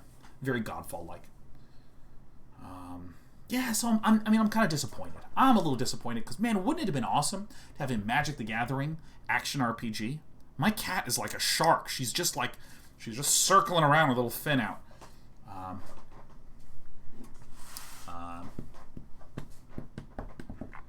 So yeah, no, it sounds like I'm seeing Wawa SC and some other folks suggest that, you know, if I get to a certain point onward, the game will be really cool, and that could be the case. And what would make me replay it is if someone said, "Okay, Sean, the first 10 hours of the game have been deleted, and it starts you and focuses you on the progression and stuff, focuses you on the fun." And I want to stress that there is a world of difference between tutorializing what the buttons are, how the systems work, versus here's what the fun is, and letting me get to do fun stuff. Like growing in power, that's fun. That's just fun. So if, for instance, let's say I needed spell pages to upgrade abilities, and I picked up a spell page, and then it said, oh, your only ability, Fireball, gets upgraded when you can spend 2 pages to upgrade it. And what this will do is double its damage. Oh, fuck, double its damage? Oh, shit. And then you do a quest, and you see a spell page drop, and you're like, yeah! And you get it, you upgrade it, your fire effect is larger, it deals more damage, you see the numbers go up. It's all focused on the fun. Isn't it fun to make your numbers grow so you can blow things up faster? And therefore it's fun to collect the stuff and make you do the fun thing. Yeah, I don't know. It seemed like someone was like, okay, here's the deck building page, and you can move this, and move this, and move this, and there's your mana curve. Okay, let's go on to the next thing. Here's a stat page where X and Y and Z thing happens, and, I mean, there came a point where, like, my deck felt fully random. I had wandered through a completely empty overworld with little to no sense of what was going on. And I'm right-clicking on hedrons to make them point in another direction, and I'm like, oh, man.